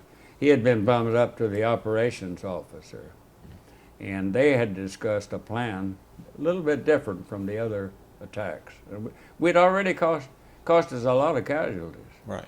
And so they had come up with this plan to attack the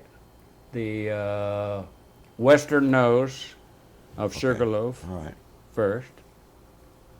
And so, and using tanks, and that they would drop off be like 4 Marines with a tank, and they'd drop off a fire team, and they'd keep going and that around the western nose, and then all the nips on the eastern nose would come around to help them. Then they would slip in the tanks and Marines on the eastern nose. Oh, okay. And they came up and I think they said on one blast they wiped out 40 Japs from one tank blast. Wow. You know they can fire like grape shot too. You know. Yeah, sure they And could. they wiped out a lot of nips there. Wow. And by I think about around 9:30 that morning, I'm reading this in our history. Lieutenant Smith, one of Captain Mabry's lieutenants, said he called Captain Mabry on a little radio they had and says, "We got the hill. Send up the supplies. Send up the PX supplies." I don't know what that means. I really, no one seems to know. I think it was just we got the hill. They got the We hill. got the Send hill, it. we're gonna keep it. Send them up, yeah. So that afternoon, see now Fox is still not off the hook. We already lost that one platoon, Right. Lieutenant Behan's platoon. So now we got the 1st and 3rd platoon. And so they go around in front of our mortar positions and go around the right nose of Sugarloaf, and they're going to attack the horseshoe. We haven't talked much about the horseshoe. Okay. Okay. So they Now Crescent's on the crescent is to the east, and a little bit no, south, South, and and horseshoe the is- horseshoe it's on the other is side. is south. Right. Okay. Actually southeast. Okay. And so now our 2 platoons, 1st and 3rd, they go to the west of Sugarloaf and go around behind it, and now they're in full view of the horseshoe. Okay. And they're calling back on the radio to Dog Company on Sugarloaf. Said, "You've got some nips out there firing from the caves down below." There were Japs still in that cave, which we'd already took that hill. Right. And so they went down, sent a fire team down there, and they fired into the cave, flamethrower, Okay. and out come 3 Japs. Two of them. I'm not a party. I didn't see it. I know this story well because it was our guys. Right. And they came out, and the flamethrower. He was warned by Fox Company people, and so he turned around to give them another squirt, but it didn't ignite. Oh. Oh. But at the last minute, one of them that was like already afire. Right. That set it off, but kind of belatedly, you know. And all three of them were wiped out. Oh, You know, gee. that's a close call. That's in the book and Yeah. historical. Yeah. And then now the fight comes for the horseshoe, and it was tough on our boys, the 1st and 3rd platoon. And I'll kind of make that short.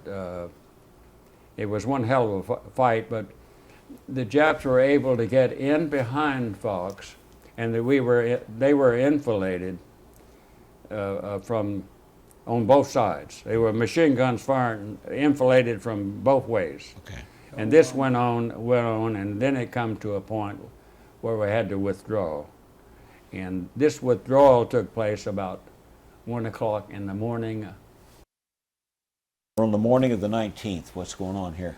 Yes, so about early in the morning of the 19th, the 1st and 3rd platoon that was attacking Horseshoe, we had to give it up and to get out of there. Right. And they were being inflated and enfiladed in both directions. And so now all the mortar, 60 millimeter mortar guns, Dog, Easy, and Fox, that's Right. 9 guns. Our job then became we were firing candles. And a candle would last about 3 minutes to give them light, you know, very dark. Oh, so okay, so these like flares or something? Yes, we're getting our boys out of there. Okay. And so, but if you fire, it's a heavy, that round it weighs over 3 pounds. And it's very hard on the gun to fire that, you know. Okay. And so, Dog would fire every 3 minutes, they'd fire a round. Okay. Their second gun, after 3 minutes, would fire another candle. Okay. And then the other gun would fire a candle. Then Easy mortars would fire every another candle. This went on that way. Okay. This way you don't burn the gun up, you know, Right. and Right. destroy it. And this is to give them so they could retreat, you know, Right. to get back around behind Sugarloaf and get protection. So this went on until about 7:30, 8 o'clock. I didn't know that all this was going on, but the 4th Marine Regiment, who had not seen any combat down south at this time, had been alerted, and they moved out early. Okay. And they were to relieve us, and they did. They sent the 2nd and 3rd Battalions, 4th Marines, to relieve us, and kept the 1st Battalion in reserve. And so they relieved us, so that means they're coming and we're going. Mm-hmm. And now we're going, and I said, well, we're getting some relief here, you know. Yeah. And so the artillery fire was heavy, because through their big eyes, they could see all this activity. We can get a lot of Marines now, Right. you know. And well, long story short, I pulled out of our gun positions, and I don't know how many yards, maybe 100 yards en route, and I'm meeting the guys in the 4th coming up to relieve us. And so I got hit, and I got, you know, a big hole in the leg there, you know, Wow. through and through. And one of the corpsmen from the 3rd Battalion, 4th Marines, treated me, you know. He only patched up one side, by the way. And stretcher bearers came by quick and picked me up and ran everybody off. A lot of guys wanted to help me, my guys, Yeah. you know. And so I went to battalion, sick bay, I guess, or medical aid. And Right. from there, they sent me to the Army, into a big pit. And there's Army doctor operating on me. Actually, all he did was, he said he was irrigating the wound and getting all the sand and Right. stuff out of it, and he gave me a shot. Of course, the corpsman gave me a shot of Morphine? Or? yeah, morphine, yes. And I was prepared for any situation then. I never felt so. I never felt so good in all my life, and even the blood down in my boondocker shoe, Yeah. even that felt nice and warm, you know. And I felt good, and probably a kibitzing and all that, you know, and Yeah. small talk. So yes, and so he said, "You're going to be all right." He says, "Your nerves are going to fuse and tendons are going to fuse back together." Right. But he says, "You're going to have a feeling, a sensation feeling, the rest of your life." But he says that's a small price to pay. That's what he said. You know, he treated me like, you know, a young person. Right. You know, so that's a small price. His name was, I'm going to call him Dr. Foch, F-O-C-H. Okay. Foch. I'm very clear, Army, you know, and why not the Navy? So they took me from the Army and put me back in the Navy pit near, I thought it was Yontan Airfield, but it most likely was Kadena, Okay. Sure. waiting to be flown out of there. Yeah. And those guys were actually looking at movies, these back there. And we had all these Marines. I'm going to say in this pit, there must have been 10 of us. These guys in their, you know, crutches, they were in casts, you know, like Right. this, and all kinds of awkward positions. And one guy says, "I need a duck, you know," and I found out what a duck meant. They were wanting something to pee in, you know. Yeah, okay. And there was no corpsman there, you Yeah. know. And I didn't know where the duck was, but I went and jumped on the corpsman, you know, and chewed him out, you know. I felt like I could boss anybody around then, you know.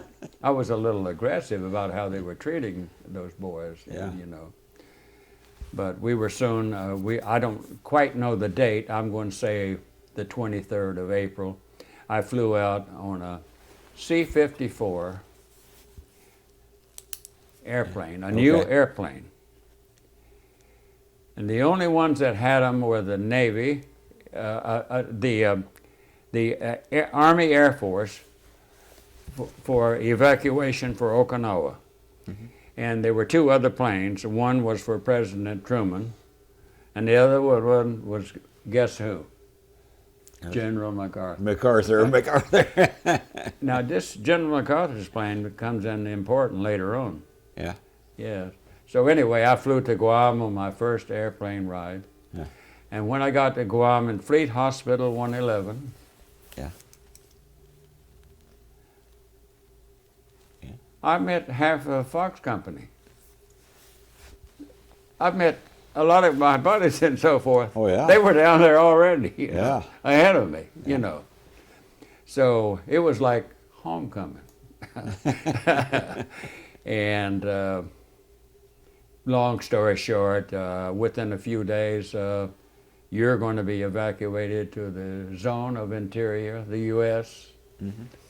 And I was on a ship that was made up to be a hospital ship. It was Right. just a regular transport ship, you know, and improvised. And I left. Most of the patients on that ship that went with me were mostly off the Bunker Hill. May 11th is when the Bunker Hill got hit. Right.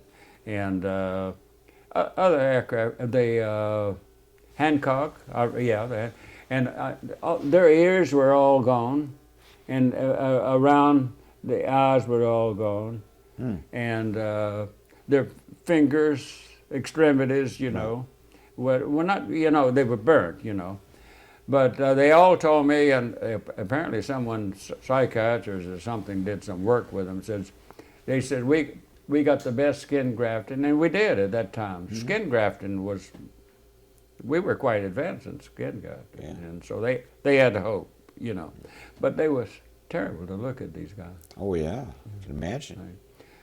And we went to Hawaii first, and I was going to hear that Hawaiian music about 2 or 3 days out.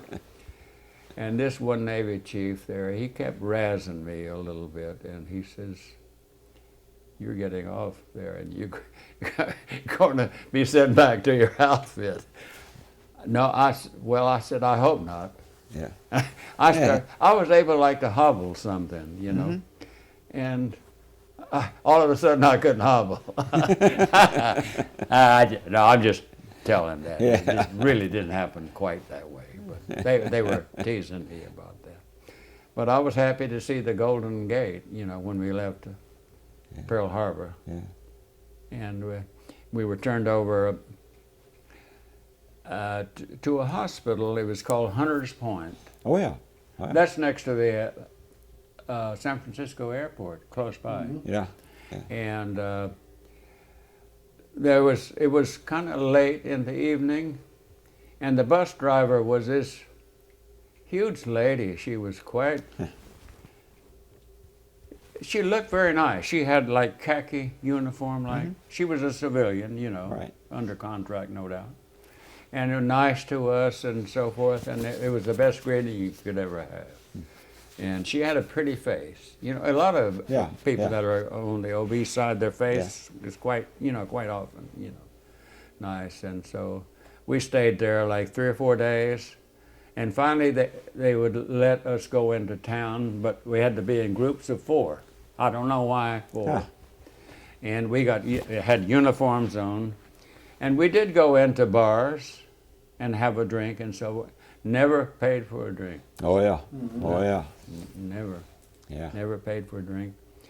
And soon we were transported from there to a hospital train in Oakland.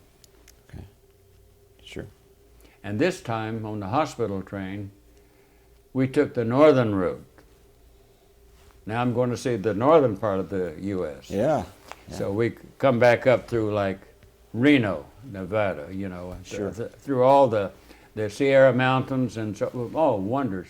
We stopped, for some reason, we stopped in Roseville, California, which is not too far from Oakland. But I said someday I'm going to come back and live here. Yeah.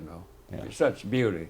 I'd never seen that before, and so we come back by way of Chicago, and then we made our way down to Norfolk, Right. and I went into the USNH Portsmouth there, and I stayed there. And after I was there a few days and was walking much better then, they said, "Would you like to go home on a convalescent leave, 30-day convalescent leave?" I said, "Oh, yes." Yeah. And so I went home, and my mother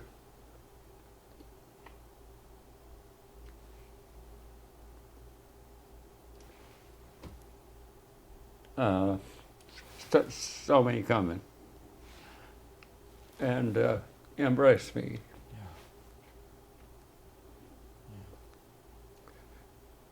And so that was that, And I had a good time then, going around town, and people say, "Oh, you this and that. We're happy to see you. You're okay. We heard you were hurt," and all that.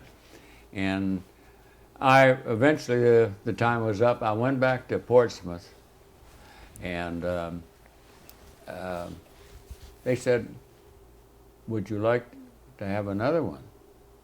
And I said, "Yes." So I got 2 30-day convalescent leave. And I thought, well, I might as well get a job. But I think I was still in the Marine Corps. Yeah. What's the time frame now? Is it August yet? Let me see. Let's see.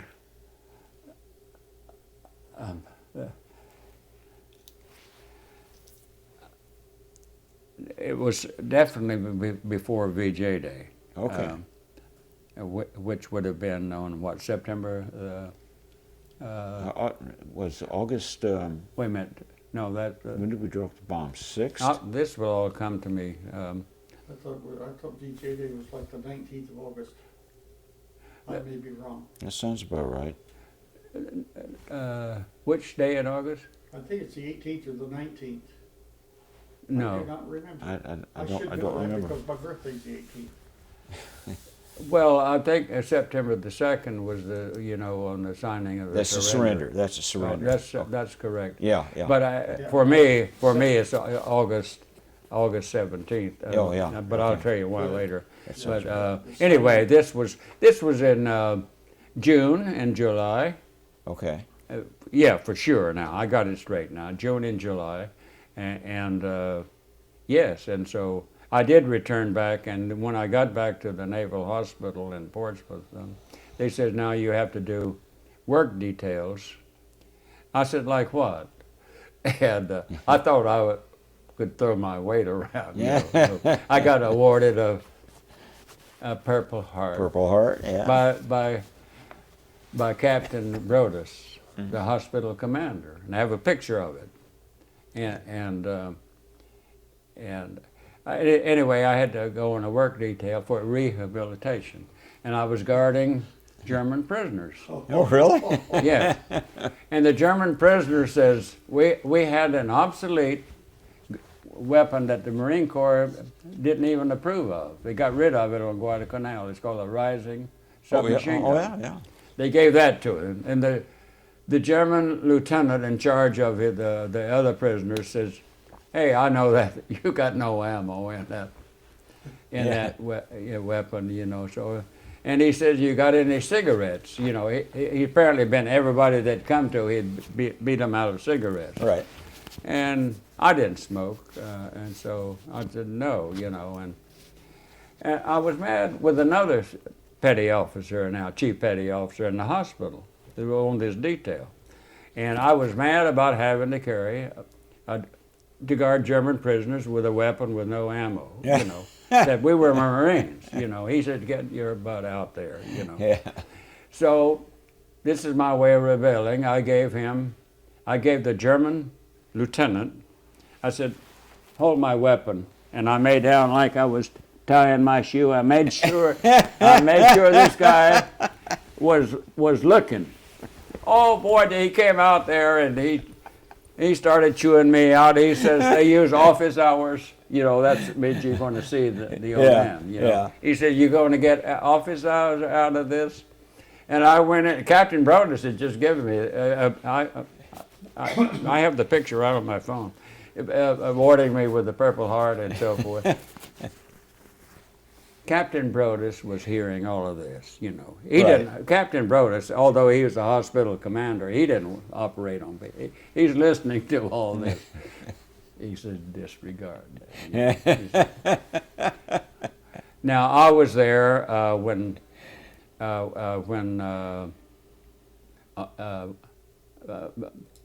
on August.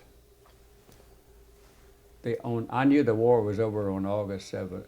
The Emperor, I think, on the 14th made some radio notifications. Then on the 17th, I'm almost sure this is correct, that two Japanese Betty bombers painted white with green crosses, they landed on Ieshima, which is right next to Motabu Peninsula.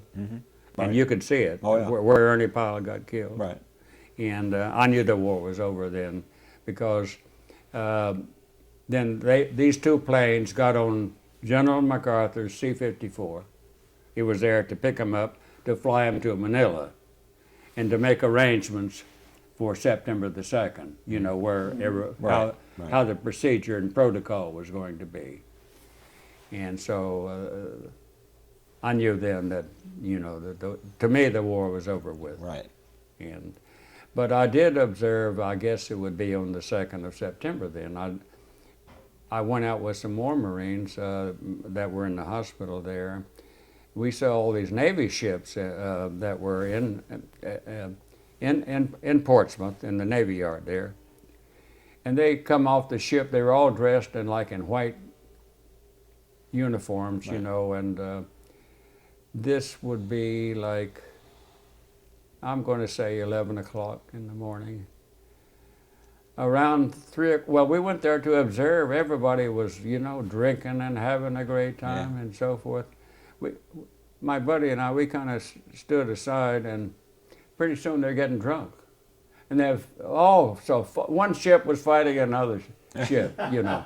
And there were brawls. And the petty officer would go up, and he'd break up this fight. And then another one would break out, and so forth. And I knew then that I was going to eventually be returned, you know, to join the 6th Marine Division. Right. I knew then the war was over.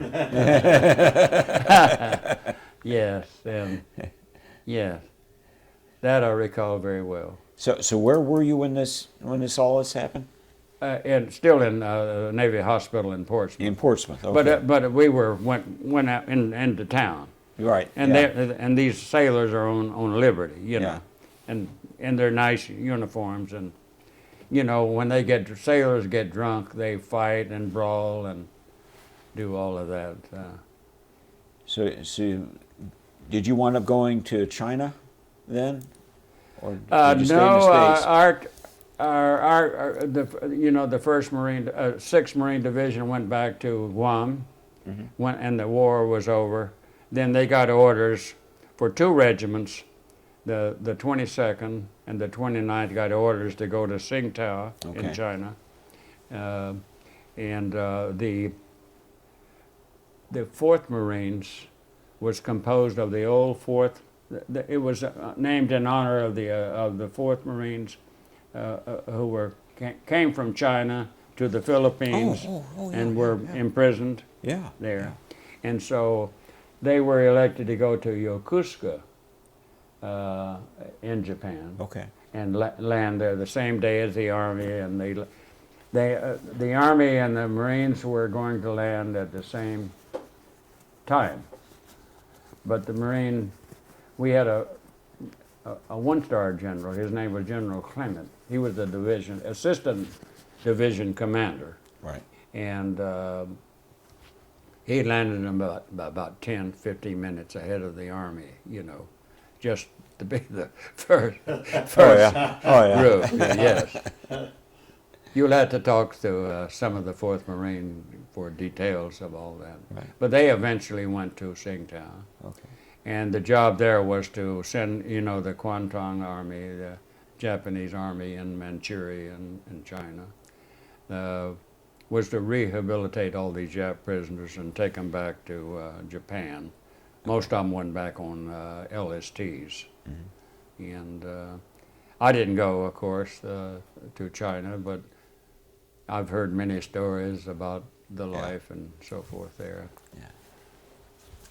So now, I think you want to know when I left USNH Hospital. I went to Quantico, Virginia, and spent some time there before being discharged. And the person who gave me my discharge was Lieutenant Colonel Devereaux. Does that name ring a bell to you? I've heard that name. He was the Marine in charge in Wake Island. Yes. And of course, we knew all about that too. We looked up to him. And quite a distinction. So I was discharged for 10 days, and then I knew that I got in contact with. I don't quite know how this was, but I rejoined and went back in the Marine Corps, and for a promotion, I got another stripe, and I knew that I was going to go to Europe on a goodwill cruise. Now this is in 1946, and I went down to a naval ammunition depot in New Orleans, and that was an adventure for me, you know. And then the USS Wilkes-Barre came in there on Navy Day. We had Navy days and Army days back then, And long story short, I was on the Wilkes-Barre, and in February of 1947, the cruise to Europe was. We got underway, and it's very cold, and it was one of the coldest winters in Europe. Yeah. And we saw first went to England, and we saw all the bombing results of the bombing, and how starved the English people were. Oh, you know. Oh, sure. yeah, still Yeah. shortages and so forth. Cold, and we went to several ports, you know, and we would have British admirals come aboard, and we had a little band, you know, and the Marines would come out, and they'd pipe the admiral, you know, aboard, Right. and so forth. And in April, I'm not quite sure of the date, we got word that King Christian X of Denmark had died. He was about a 6'6" guy. And beloved by all of Europe, really, and even the U.S. And so it decided to send Marines to the funeral there. But at the time, they didn't want to take a chance with a light cruiser going there because of floating mines still in the North Sea. All right. So they chose 2 destroyers, and so they divided the Marine detachment up on these 2 destroyers, and I think all we ate mostly on the destroyers was hot loaves of bread with a big hunk of butter stuck in it, you know. And we went to Denmark, and we went through the, you know, where I think the captain of the destroyer, it was a Purvis. The sailors call it the Scurvy Purvis. But where King Lear and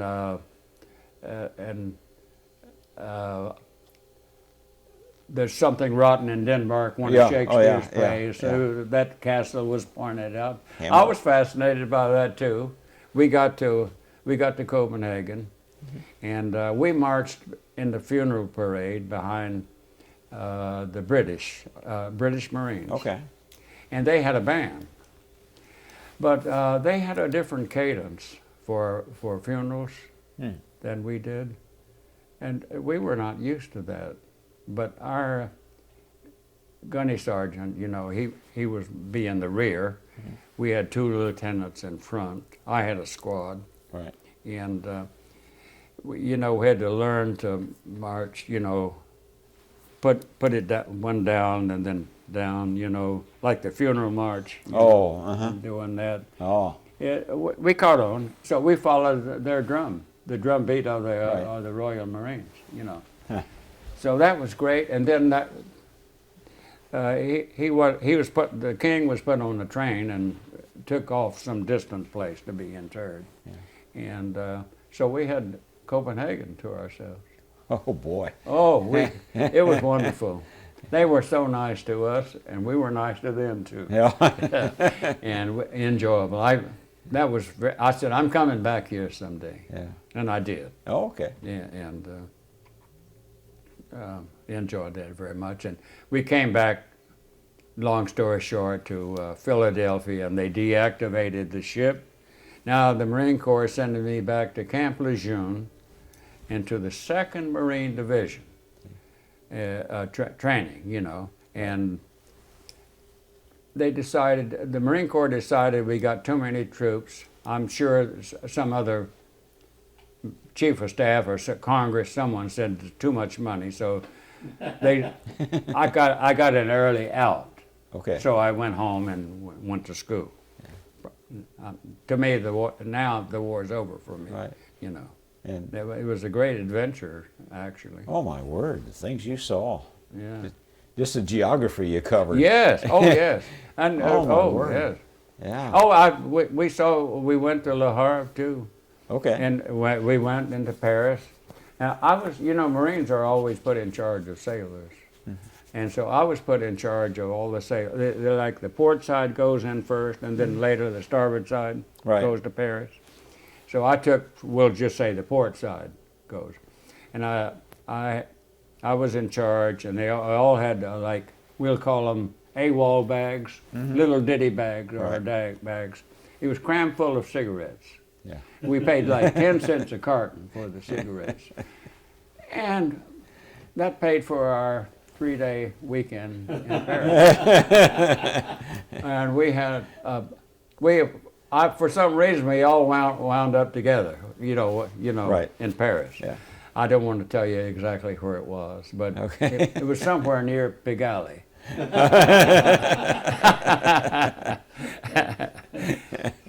And the officers did the same thing too. And I was supposed to inspect to see that no one had any contraband.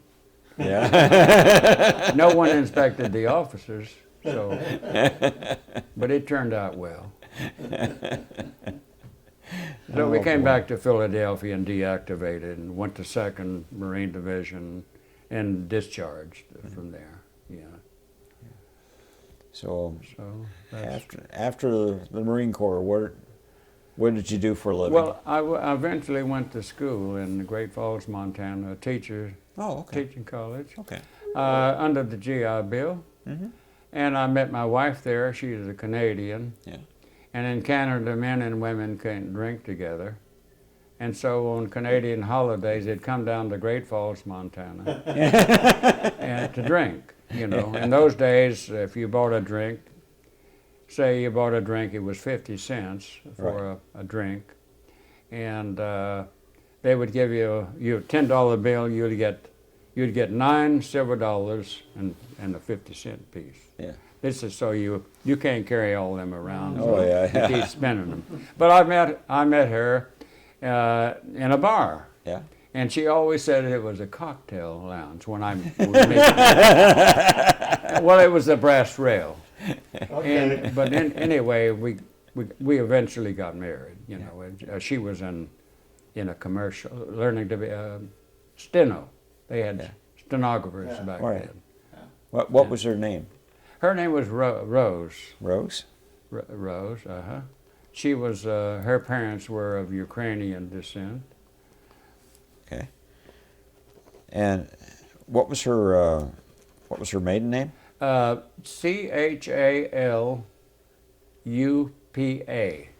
Chalupa. Chalupa. That's a typical Ukrainian name. It's like Smith Yeah. and so forth. And I went 2 years to Great Falls. We didn't get married right away. Yeah. And I was working for. This implies that I had a big important job, but while I was going to school, I worked too. For the state of Montana. Right. All the grain that was harvested there, it had to be the farmers and ranchers wanted they would borrow money on their wheat. Okay. You probably know about this in Indiana. Yeah. And so they would test the wheat for protein, its value. And all I did was put the stuff on the Bunsen burners, and they grind the wheat. Oh, I would get all the rat droppings and the straw. I really enjoyed that job, and then we grind it up. Yeah. But I didn't analyze it. But they analyzed it simply by looking at the colors, because Okay. they could tell the nutritional value, Right. of that. So I had a title of assistant chemist. That's what that was. That sounds good. It didn't pay much, but it was enlightening. Yeah. And so I eventually went to work. I graduated from school from University of Maryland, but that came later. Okay. I went into customs, and then customs eventually allowed me to, to go. I'd been taking courses with the University of Maryland, and I did the last 6 months. So I graduated from the University of Maryland. But I continued on with my customs career. And while I was in customs, a lot of people don't know this, but the first Sky Marshal program, when they were hijacking planes to Cuba and so forth, President Nixon now is president, and he says, get all the people you need. If you need to scrape them off the streets, get them. Anyone who's conversant with a gun, So this was in 1971, Okay. and I flew until, I'm not sure of the month, in 1973. I would fly with Delta Airlines Yeah. on certain routes that were, there would be three of us that would fly, two in first class. We only flew on 747s, Right. and we flew routes like from Detroit to Miami. You know, some Cubans maybe wanted to go to Right. Havana instead, and just Chicago, O'Hare, back to Atlanta, and then to Jacksonville, Florida, believe it or not, and then to pick up sailors. You know, a lot of big, Right. and the sailors would, then we'd fly to San Francisco, and offload the sailors and put them on another flight to go to San Diego. Right. You know, I did all that, and the Delta had pretty good first class food. You know, but if you sat in the back, you get much to eat, and we got $25 a day. We got $13 for food and $12 for lodging. Yeah. And these guys were staying in crummy places. I said, look, let's put our money together and let's get a classy hotel. Yeah. One room, and you order and have a cot brought in. And then we would flip a coin to see who's going to get the cot. Oh, okay. You know? And we stayed in first class hotels, you know. Yeah. The Delta Airlines didn't pay for any of this, Yeah. you know. No. So pretty soon it said, well, this is too expensive, and the hijacking is over with, you know. And the FAA didn't want to pay any more money for this. And the airline said, we don't want to either. Right. Okay, fast forward to 2001. Mm-hmm. Mm-hmm. Okay, now we had a profile back then. Now the profile was that if you're flying, if you're single or one way, paid cash, on between 18 and 52. That was the profile. Nothing about race or anything like that. And so a lot of people were complaining about that profiling, and they didn't like the idea of that.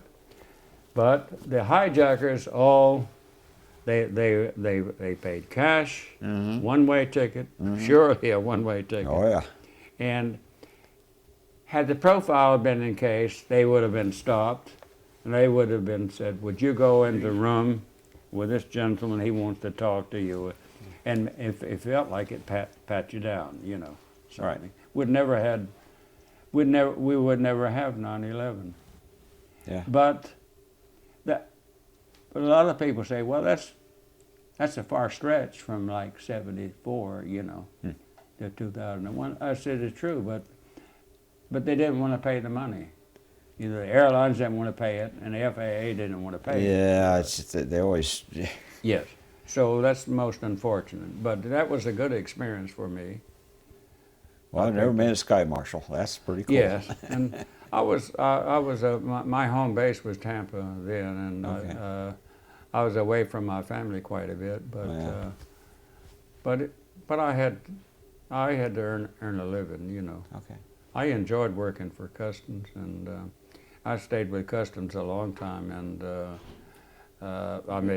we were pretty well paid, and the kind of work we did, we were given 25% in addition to your regular salary, and it would go for a retirement too. Yeah. But they could call you and work you any hour of the day, you know. Right. But I enjoyed that, and I was mostly in the anti-smuggling group, you know. And my official title was a criminal investigator. Okay. And I think I was a pretty good one. I learned how to follow the money. Yeah. And you know, instead of, we used to take in suspects and bring them in a room like this and take the handcuffs off of them and enjoy all the coffee and snacks and things around. And they couldn't get out. The doors were locked, you know. And we got them to talk, you know, and who's really behind all this? You know? Ah, Or do you want to spend 10, 15 years in prison? Mm-hmm. You know, that we're not saying that's what you're going to get, but you could. yeah. You know, so we got results that way. That's why I say I thought I was pretty good. All these guys saying, and the U.S. assistant U.S. attorney would take. You haven't had a dull day in your life, have you? I mean, you just come from one interesting thing to another. Yeah, I want to know more about Rose. What was it that attracted you? I think her beautiful complexion. She had the most beautiful, and she had a nice set of legs. Oh, I think that's it. And being, even though it's in Canada, but it was still foreign to me, you know, and fascinating, asking questions, and they have so many. I don't know if this is said correctly, but idiosyncrasies in government. You know, you had to have a cigarette license to buy a cigarette. Now we're talking about the provinces. right. This is right. Alberta, Yeah. and also true in Saskatchewan and one of the other provinces. And you had to have a liquor license, Yeah. and men and women couldn't drink together. Huh. If only if you were married and they had a parlor, a Right. special parlor Yeah. for them to drink, you know. And it's a beautiful province. They got beautiful, you know, mountains in the west of Alberta. sure. You know, you've heard of Calgary, west of Calgary, yeah. beautiful. Edmonton, but just south of Edmonton was the Leduc oil fields, all discovered there. Yeah. A lot of American capital invested there. Oil was big, and things started being progressive. The premier of Alberta, he was not only the premier, he also had a radio. He broadcasted on the radio once or twice a week, back to the Bible.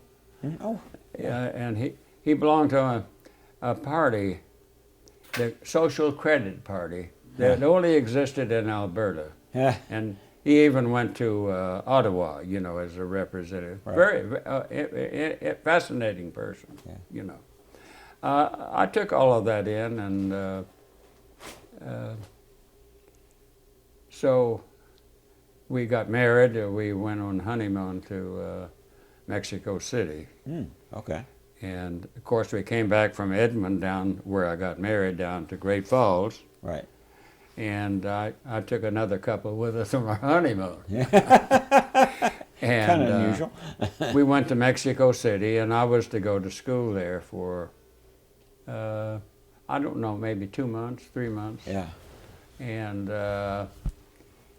the potential of getting a job in Venezuela in the oil fields, running the administrative camp, you know, kind of like an overseer for the welfare of the people living in the camp, Right. you know, there. But that never happened. We got robbed in Mexico City. Not at gunpoint, but they broke in the car Right. while we were checking into our apartment, our room, I'm not sure which now. And so I didn't go through, I had to, I guess you might call it dement from the University, Mexico City College.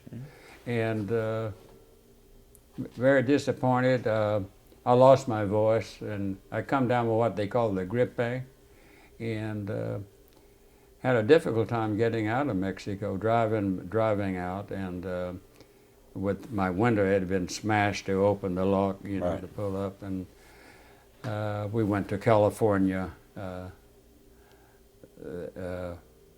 there, and my wife, I sent her back home, and we came back, and eventually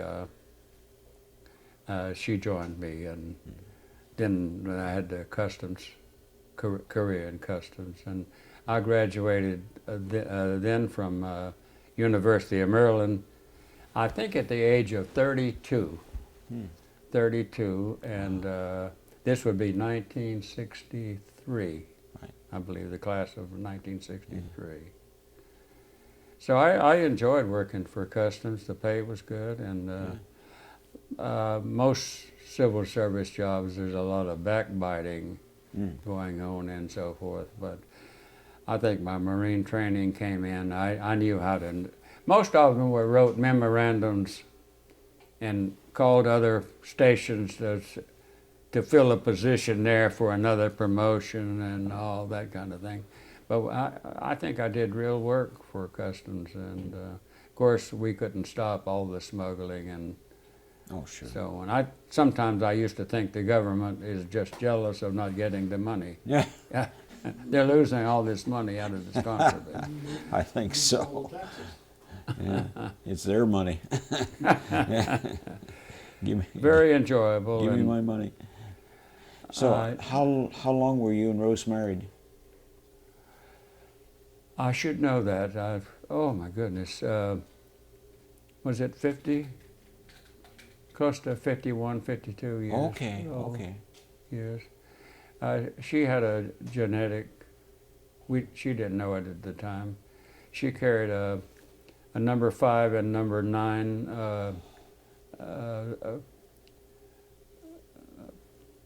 XY Oh, yeah, chromosome, yeah. Chromosome? defective chromosome. We didn't know any of this. Oh, sure. You know, we learned about this later, and we had a daughter and a son, and my daughter came down with it quite early. We saw symptoms of it. It's the nerves that nourish the muscles, and that's called myelin. Mm-hmm. It's like a covering for an electrical cord. Yes, you know. yes. And that's the defective part. Okay. And so eventually the muscle will waste away, you know, like in the cheeks. And then in her case, her beautiful legs, the calves and so forth. But yeah, I'm sorry I don't have all these ready answers, but she lived about 69 or 70. I'm not sure. My daughter died at the age of 55.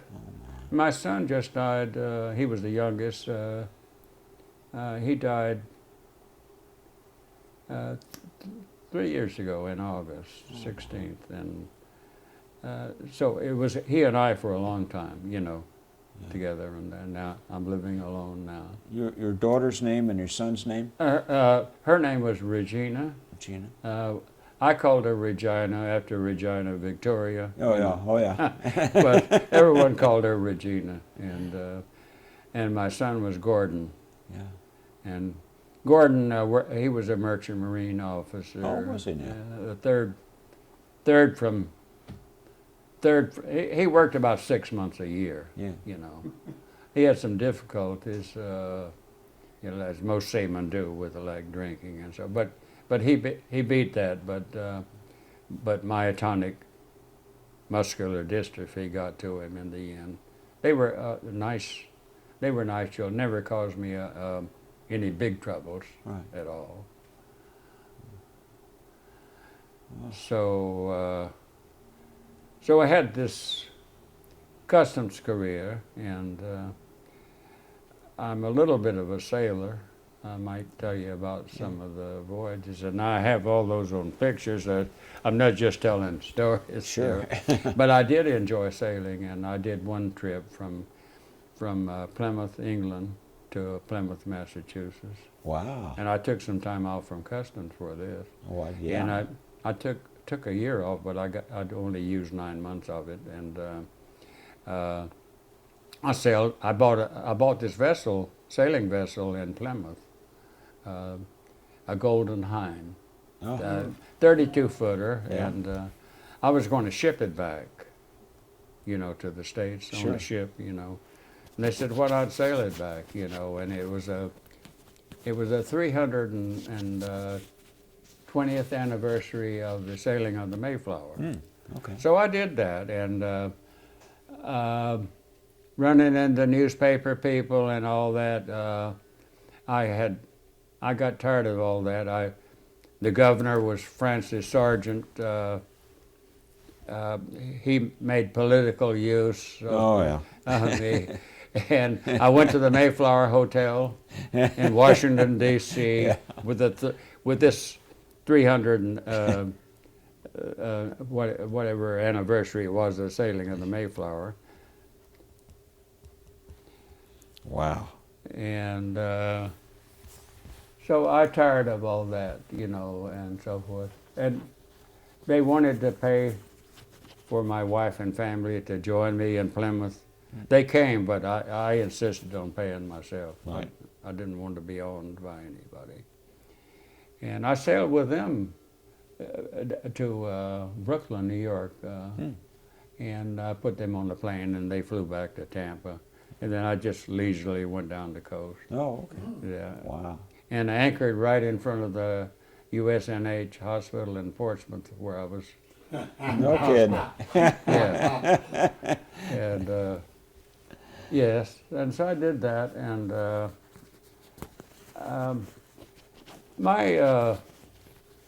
I had one boss, thank God, in Tampa Bay. I was like the number 2 man there.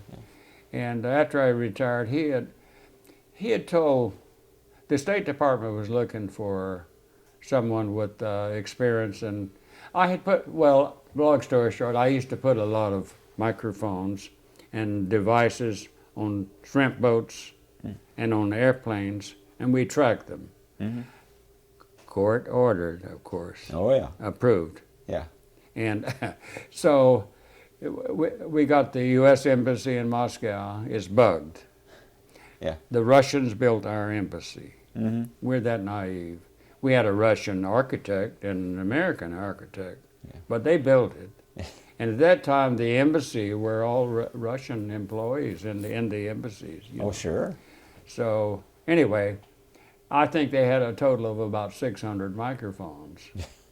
They could turn them off and on, like you'd Fox 1 channel. Right. You could turn it on, and to conserve the battery, you just put it on Fox 2. That turns it off. Mm-hmm.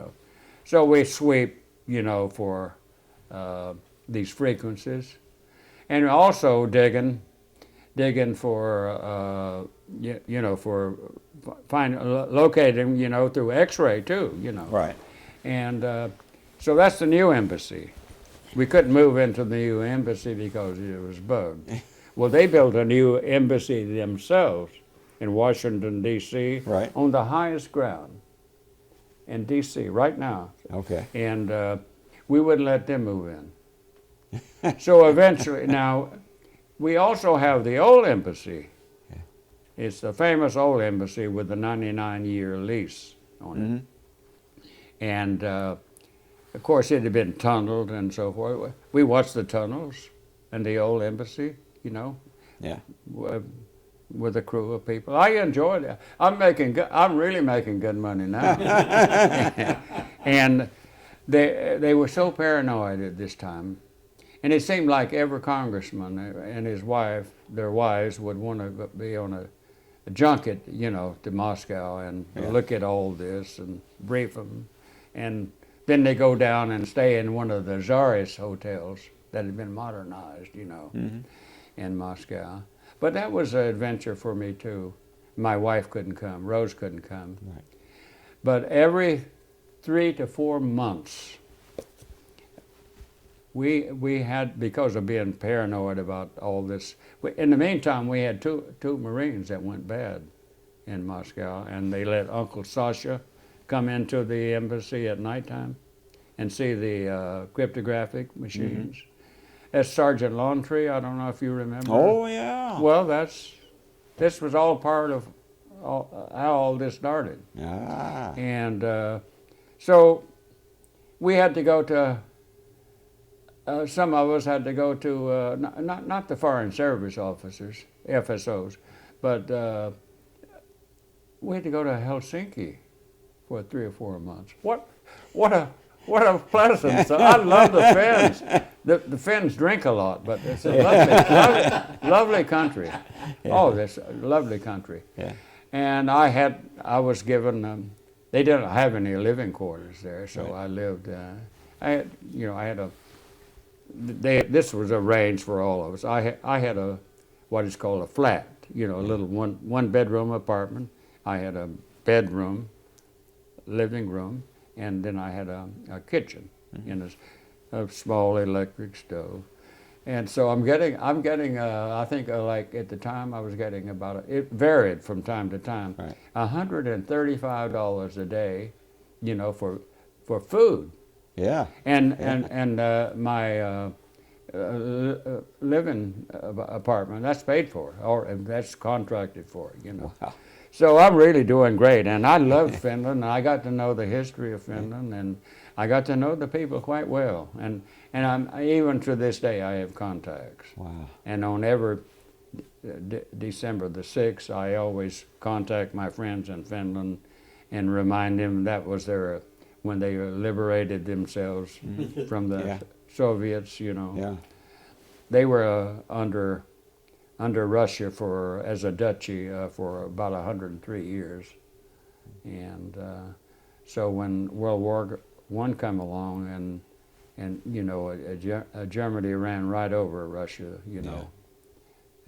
so about 1915, 1916, the number one man in Finland was in the Russian army, Marshal Mannerheim, and he went back to Finland. And of course, later on, he's going to have to fight the Russians who educated him. Right. He went to their academies. Yeah. Anytime you see the Tsar, he's about 6'6" too, and his boots and the dress and mannerism. Marshal Mannerheim was quite the man. Right. Yeah. Put it that way. So I enjoyed the Finns, and I wouldn't fly with Pan American and Aeroflot, Yeah. the Right. Russian. Right.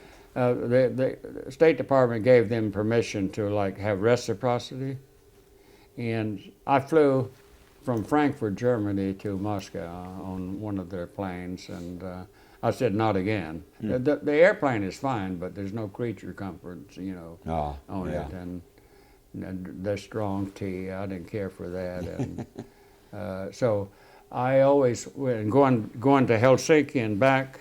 Yeah. When you get to near the Finnish border, they have a different gauge railroads even now, and so you get off the train. They raise the train up, they take the undercarriage out, then they had to put in another carriage. Yeah. That's at Viborg. Have you ever heard of Viborg? Sometimes they call it Yeah. Viberg.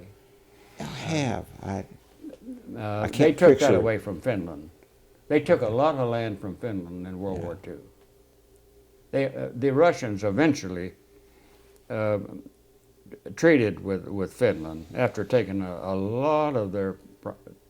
The Finns said you can have it. Finland's a big country with a small population.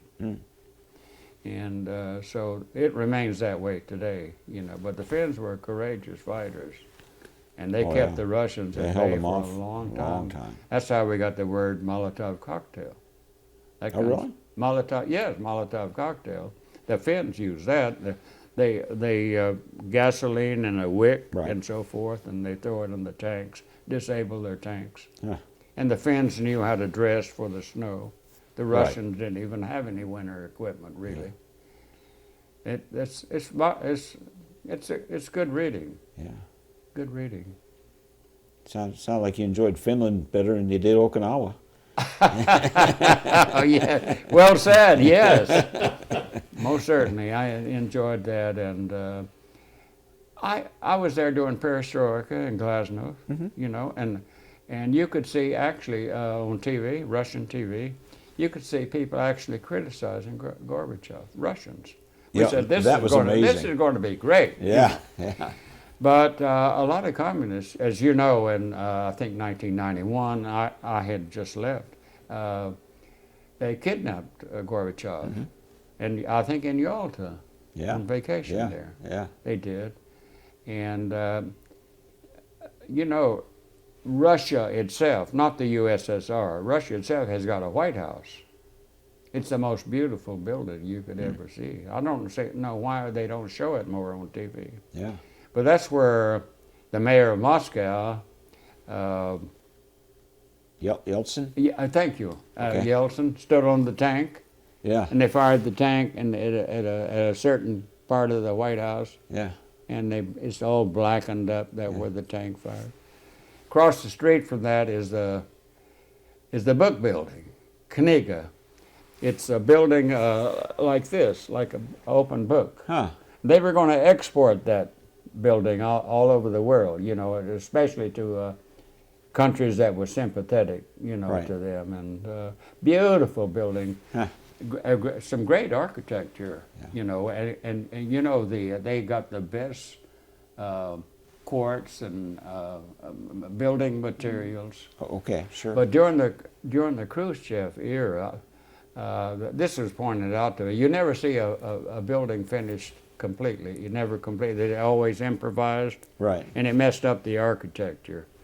But you wouldn't notice it unless someone pointed it out to you. Right. You know. So I enjoyed that. It was enlightening to me too, and I was pretty good at like learning. I do speak French, but I was pretty good at learning. You know, Russian. Russian. You know, I knew how to order food and stuff Huh. like that, and Tough language. well, it's only tough the way that you look at the language. You know, the alphabet, the Cyrillic Right. alphabet. Yeah. Well, Saint Cyrus and Methodius and another monk, they brought they had a language in Russia at this time, about the 8th or 9th century, and they brought the church. They created an alphabet for them, and they used Hebrew, and they used Latin letters, Huh. and they used one other letter, a Greek. Okay. It's got a Greek look, if you notice. most It of does. Yeah. Yeah, but the actual speaking like spokojne noche, you know, have a quiet night. Okay. That just flows out even to an American speaking it, you know, or "Здравствуйте," you know, good morning, and Yeah. I just knew expression. I don't pretend to say I speak Russian, Yeah. and I mentioned I speak French, but I'm about 65% effective in French. I can say anything in French, but a Frenchman might laugh at me and say, "Well, I know what you mean, but we don't put it that way." It's not quite that way. Yeah. Yeah. Yeah. And so that was all. Looking back, I think I've had a rich, adventuresome life. Oh, I'd reckon. And I have 2 more voyages, and maybe you'll want to cut this short. I bought more sailboats, and Right. I'll tell you about the last trip, man, that took my family. I knew that my daughter I wanted to do something for them. So I bought a nice sailboat. This sailboat was 45 feet, and it had all the bells and whistles. Yeah. I didn't have to use a sextant, you know, to Right. yeah. So I even had air conditioning, and you know, deep freeze and all this. So we leave Tampa, and we go to the Key West, and from Key West we go to the Bahamas, Right. and it's great. And from the Bahamas we go to St. George's in Bermuda, Right. and my daughter said, "You know, I don't think I'm cut out for this kind of life and so forth. I'm going to go back home, you know. I'm going to go home." Right. And she did, and we had friends, you know, to like, you know, see of her. And so we went on, Gordon and Rose, we went on to the Azores. We went to Fayal in the Azores, one of the Wow. Azores Islands, and Rose really enjoyed that, the food, the people, and so forth. but she says, well, she didn't. She had to take pills, you know, for seasickness and stuff. She said, you know, I better go back and take care of our daughter Regina, you know, and so she jumped ship. Okay. So they left Gordon and I. And Yeah. long story short, we went all the way to Gibraltar by way of Portugal and Spain, mainland, you know. Sure. Then we come back, and we come back to Madeira. Enjoyed all I'd heard in beautiful islands, and then down to the Canaries. Okay. We went to the three of about 6 or 7 islands of the Canaries. We went to about 3 of them. And we went to one island where Columbus, on his trip to the U.S., you know, he had a girlfriend there too. All right. Yes. He had several. He had girlfriends everywhere he went. You know, before he made the voyage in 1492, and so we enjoyed all that. And then Gordon and I, we took on this route. We went to our next was Martinique, so we had the trade winds, Right. and the current and the trade winds pushing us to Martinique. Come to Martinique, enjoyed that, and. This was in 1986, and we enjoyed that. And now it's Gordon and I, we were island hopping, going from Martinique up. We come up. He was been real good. We come up to an island called Saint Martin. I don't know if you know of Saint Martin. Heard of It's what we call a co-dominion island. It's owned by France and by Holland. Okay. One half All right. Dutch. The prices are expensive on the French side, and on the Dutch side they're reasonable. You know, but that's just I know a lot about French prices and Right. how expensive. Everywhere you go is expensive if it's got France mentioned. So I was there sometime, and Gordon disappeared. Maybe for like 4 or 5 days at a time, I wouldn't see him. And his hair was getting, you know, long and greasy, you know. Yeah. He was, if he wasn't out of money, he was almost out of money, you know. And I decided that it's time for him to go home. So that's going to leave me. I can sail the boat by myself, you know. Right. So I sent him home, and on Eastern Airlines, and put all this stuff in a sail bag. And they said, okay, I've had enough too, you know. And so he went home to Tampa, and I said, tell Rose that to package up my mail and so forth and send it to me. I'll be in St. Martin at this address, you know. Right. And I think he'd been gone about 5 or 6 days. And then somehow I got a message. I'm not sure how I got this from the airport. Your wife is at the airport. Yeah. You go pick her up. She came back for some more. Oh, okay. And so yes, we had, and then we just leisurely island hopped back. We had a good time, and she enjoyed it at all. You know, just the two of us. Makes a difference when you get rid of the kids. Yes, yes. So we hit several islands on the way up. Oh, that's great. We had, it was like the British Virgins, the American Virgins, and Right. then Puerto Rico, and then Jamaica. But we stopped in Dominican Republic, the southern end of there. We had just had a grand time. Wow. And come back to Florida. That's the last big sail I had, you Right. know. But I had several sails to Dry Tortugas, you know where they are. Yeah, I've been there many, many times, you know. That's just like an overnight trip Yeah. for me from Tampa, you know. Enjoyed that a lot. But I sold the boat in 2000, I believe it was. And right now, I've see the boat that I want is made. I can afford it. Yeah. But I don't have the years to go with it, you know. Yeah. And The one thing it's you a can't buy. 52-footer, and it's got this I want. And so, Yeah. and no 210 or 220, Yeah. and no 110, and it's all solar powered. And you got now we got batteries where you can store. Oh yeah. Yes, you can store a lot of energy, Right. easily, and so I enjoy drawing up all these schemes and so Yeah. forth, and systems and devices. Have I think they call it inductive heating, no propane gas on the boat, and all of these, all the bells and whistles, of course. Of course, that will never happen.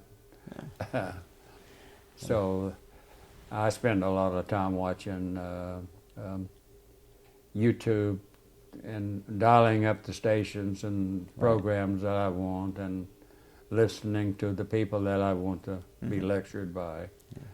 And that's pretty much for me. I swim about 4 days a week, 5 days a week. I swim in Fung's pool.